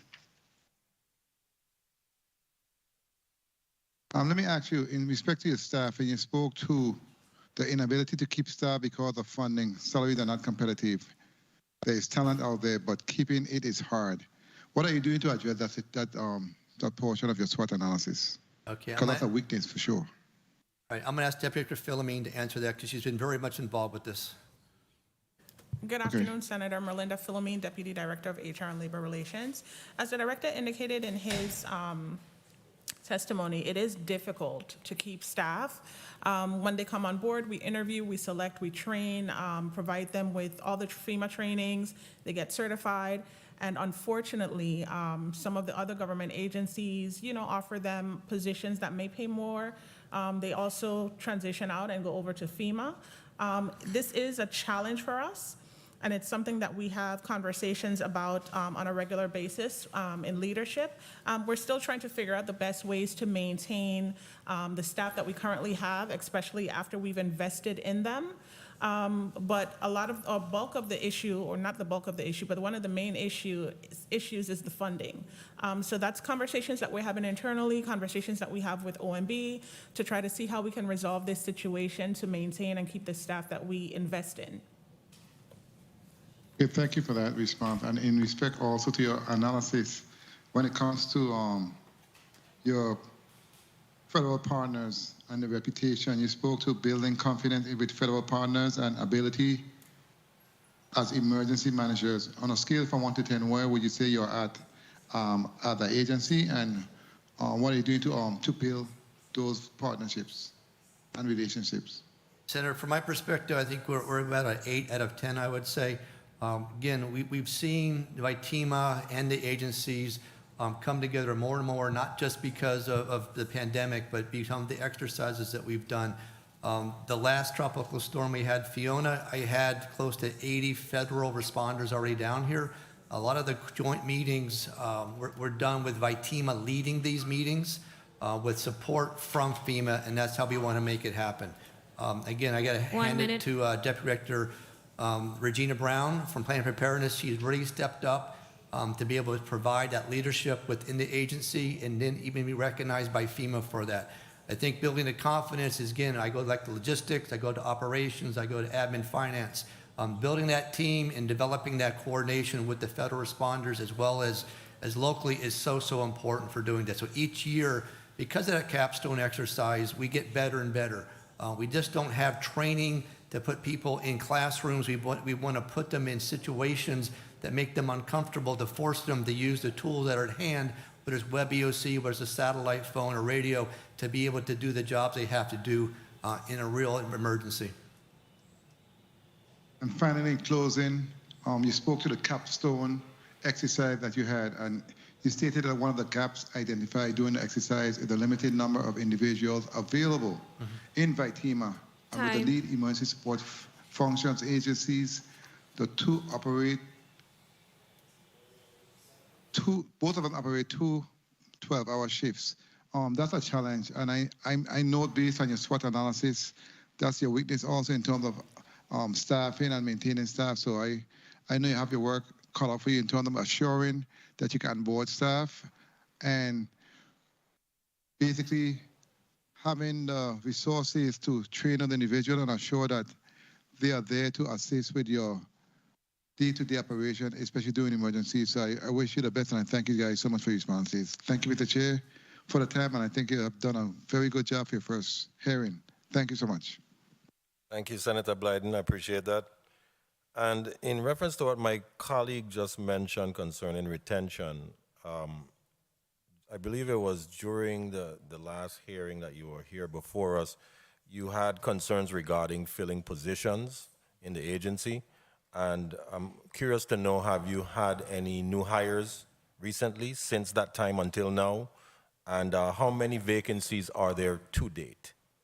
All right, Deputy Philomene, you want to answer that one? I can tell you the new hires, I have that sheet here. We've had approximately 25 new hires in the last 11 months. So we are attending the Division of Personnel conferences with VITEMA opportunities out there for hiring. We are attending, or did attend, the workforce summits, and we'll continue to outreach to fill those positions. And how many separations have you had? I'm going to say about, if I add it up here, about 15 or 20. So we basically, overall, we have about a turnover rate of about 7% for the last 12 months. Okay. So I see that one is posted on your website, but I don't see any posted on the Department of Personnel's website. We recently had, I think it was 3 positions posted on the Division of Personnel's website that has since expired. 911 call center operators, emergency operations center supervisor. We do have a federal programs monitor position that's still on the Division of Personnel's website. That's ongoing because we're having challenges filling that position and finding qualified candidates for that. But the 911 call center operator positions, they expired, and just yesterday, I believe, we had a series of interviews. We have an EOC supervisor position that the vacancy announcement just closed as well, and we're scheduled to interview for that position next week. Okay. I only ask those questions because, of course, the nature of your agency and how important it is in this process. So I appreciate that, and I hope that you make as many efforts as possible to try to get some employees in those much-needed positions. Senator Frankie Johnson, you're now recognized for your 5 minutes. Thank you very much, Mr. Chair. Good afternoon again to all. Director Jaschen, there's a building that I think VITEMA used to own in Cuesta Verde, and I think there was investing some money. What's the status on this piece of property? Senator, you're referring to what we call, actually, Herman Hill. Yeah. I have a hazard mitigation recovery fund of $22.5 million to go into that. Funds have been obligated. We're at 30% in the design. Monday, I have a hearing for rezoning. We're rezoning it from R3 to public hearing. The intent is it's going to be a 4-story building with 2 wings to it. We're going to have to build in the same footprint, if you will. We really have a lot of heart into that building, developing it for, I don't say state of art. We're going to have a facility that is going to be fantastic. It's going to also include 911. It's going to be a new EOC, or business offices, plus I'll have the ability to put in multiple agencies to come to respond to us and to be safe in that environment. But as we speak here, I saw sometime maybe a year ago, two probably, they did a lot of cleanup around the area. Is work going on as we speak here on that property? We did the bushwhacking in order to do drone survey, in order to come up with the dimensions for that. Okay. We will have to do a demolition on that, and we will have to do the complete construction on that. Again, we have to do the rezoning first. We have to do a federal consistency hearing, and then the intent, we get to 30%, 60%, and 90%, and we can go into our construction phase. In your statement, you say you had a meeting with some private sector partnership in June. What's the outcome of that meeting with those private partners? The ultimate outcome is we've gotten stronger and stronger with our private sector, the Business Emergency Operations Center. I want to thank Commissioner Emilista from DLCA, as well as Director Wilma Francis, as well as Mr. Director Horace Graham, for their leadership on that. They've taken that on, and Governor Brown's watching us very, very closely. We cannot do it. We're realizing all just the federal or the government agencies. It requires the private sector to be successful. As you know, again, the transportation, I don't own any ships, neither does the government, but we have to have that relationship built. And I can really tell you it's gotten stronger and stronger. We've built it around the 7 community lifelines. We're modeling a lot of that out of what Puerto Rico's been doing on their recovery efforts, and we're getting stronger and stronger every time we meet. So I think it's a fantastic opportunity for us on the private sector as volunteers to help and support the territory overall with anticipating with those needs and, again, recovering quicker. Thank you very much. And I need to ask a question to Human Service. I'd like to find out, do you guys have an updated listing of the VITRAN, people who utilize VITRAN for special service? And if you do, what's the number? Mikhail Reimer Brown, Assistant Commissioner. We would not have that number for all of the VITRAN. We only would know, our usage for our individual programs clients. So we would not have that number, Senator. Well, that's what I'm speaking about. Your listing, what kind of number are we talking about for your folks that rely on you to move them back and forth, especially during this time of crisis if we were supposed to be in a hurricane? Well, most of our individuals would be for the homes for the aged. They are moved in our own transportation, and we use able transportation. And then there are some of our clients who are independent in the community, and I wouldn't know that exact number, Senator, who use VITRAN Plus to go back and forth to appointments, medical appointments, and so forth. We also have used VITRAN Plus on St. Croix, on St. John. 1 minute. Ms. Hendricks has used that throughout the years. So we do depend on them for some of our client base, but I don't have a specific number that I could give you. So like your seniors that depends on VITRAN service, special pickup, that might be living alone. Don't you have a listing of those folks? No, we wouldn't have that, Senator, because all seniors are not necessarily in our client base every single month. We have certain seniors who are in our guardianship and in our homes for the aged. We would know those numbers, but not for general seniors. As I said, the best source for that is VITRAN Plus themselves. All right, thank you. Back to you again, Director Jaschen. It was determined during a capstone exercise that the lead agency lacked the required number of individuals necessary to provide emergency support during that passage of a storm. What was the shortfall, and did we address those shortfalls? It has to go back with, doing 24-hour operations. Even though we're asking for 2 individuals by agency to be assigned, a lot of times they won't be able to show up. So a lot of it has to do is building that bench again for the lead agencies for that. For example, Department of Human Services did a fantastic job in Tropical Storm Fiona in St. Croix. They had 4 individuals that were rotating through that 24 hours. We stood up for 2 days straight, and they're able to manage that. So again, those lessons learned from these exercises in reality is build that bench, build that staff to support that. Again, goes back to that training like on Web EOC, the ICS courses. So again, agencies such as Department of Human Services have come a long way to support that. All right, thank you very much. Thank you very much for the time, Mr. Chair. Thank you, Senator Johnson. And Director Jaschen, my colleague just mentioned concerning the construction. Is there a projected timeline for the completion of that construction? Yes, there's a timeline based upon the statement of work that's been provided to us. It should be in 2024. You should be finishing that up. So we have to finish up in 23, the design piece of that, the demolition, and then the construction in 24. Okay, we're looking forward to that. And colleagues, so am I. Yes. And colleagues, I believe that we have exhausted the amount of time on this discussion.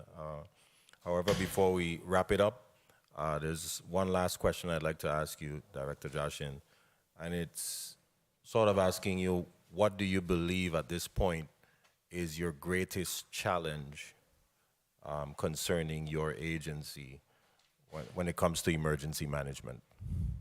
I had some graduate students in last Saturday for 2 hours, and they brought that question up to me, Senator. I can tell you, talk about disasters and you talk about expectations. I really try to manage expectations. When I tell the community to be prepared to be on your own for 5 days, please listen to me. I mean, again, we're going to have to be able to be self-sufficient for that period of time before we can, again, clear the roads, hospitals, evacuation. We're going to be victims at the same time. And really, to me, I just don't, we've been through hurricanes together. We see storms, we see things coming, but everybody seems to sort of, oh, it's going to be okay. But please, that's why we said this month of June, we get ready for this, prepare your families, have those plans together. Our staffs are fantastic. Our agencies are fantastic working together. But I want to make sure what I'm putting out in responsibilities are being listened to. And the legislature, fantastic to ask these questions in the community, to please listen to us. We know the ports are going to close, seaports, airports, so please prepare yourselves so we can support each other in the territory from a disaster, whether it's hurricanes, tsunamis, earthquakes, pandemics, cyber. Please, please take that home. Thank you for that. And, you know, you're actually in the business of preparing for the worst. So I can imagine that that comes with a level of, you know, patience and determination and focus and planning, of course. So I commend you and your team for your efforts. And I believe that today you provided us with a very in-depth testimony from all angles, culminated together from all agencies. So I appreciate the cohesive collaboration between the agencies in providing us this testimony today. I'm looking forward to continuing working with every one of you, as well as I know my colleagues are as well. I would like to thank all of you, the testifiers, for attending this first committee hearing. As chairman of Homeland Security, Justice, and Public Safety, I'd also like to thank the media division, the central staff, and my staff, of course, for all of their hard work and support in making this a success. I'm also looking forward to continuing with other departments in the purview of this committee. Before we wrap it up, I would like to give yourself, Director Jaschen, and of course, Human Services, and if hopefully the National Guard is still on, a 1-minute closing before we wrap up. All right, thank you, Senator Bolkus, and thank you, the committee members.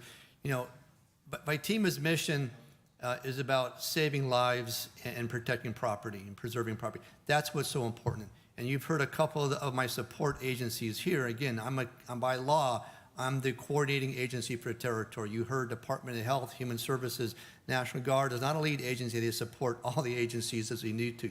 So it's that combined effort that we do that. We heard today about, you know, let's get the word out to the community. We want to do that. We want to have opportunities to do that. Please participate with us when we have the great shakeout next week. Be part of the solution, not part of the problem, because together we're going to be the best successes together. So thank you for the opportunity. Okay, and if there's a representative from Human Services? Yes, good afternoon, Senator Mikkel Reimer-Brown, Assistant Commissioner, Human Services.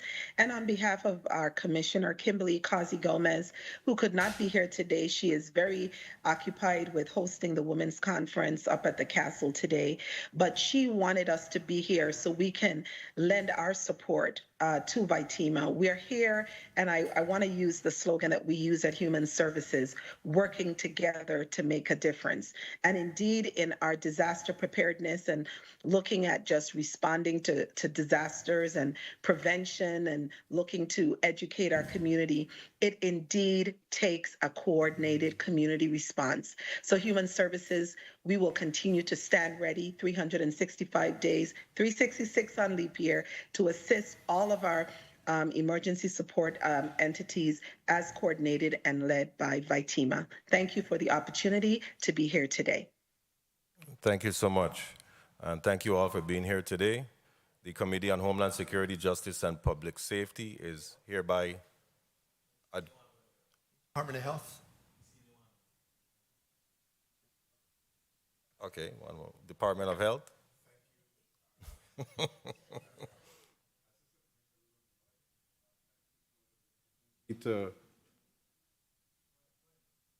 Thank you for the opportunity to, Assistant Commissioner Ruben Malloy.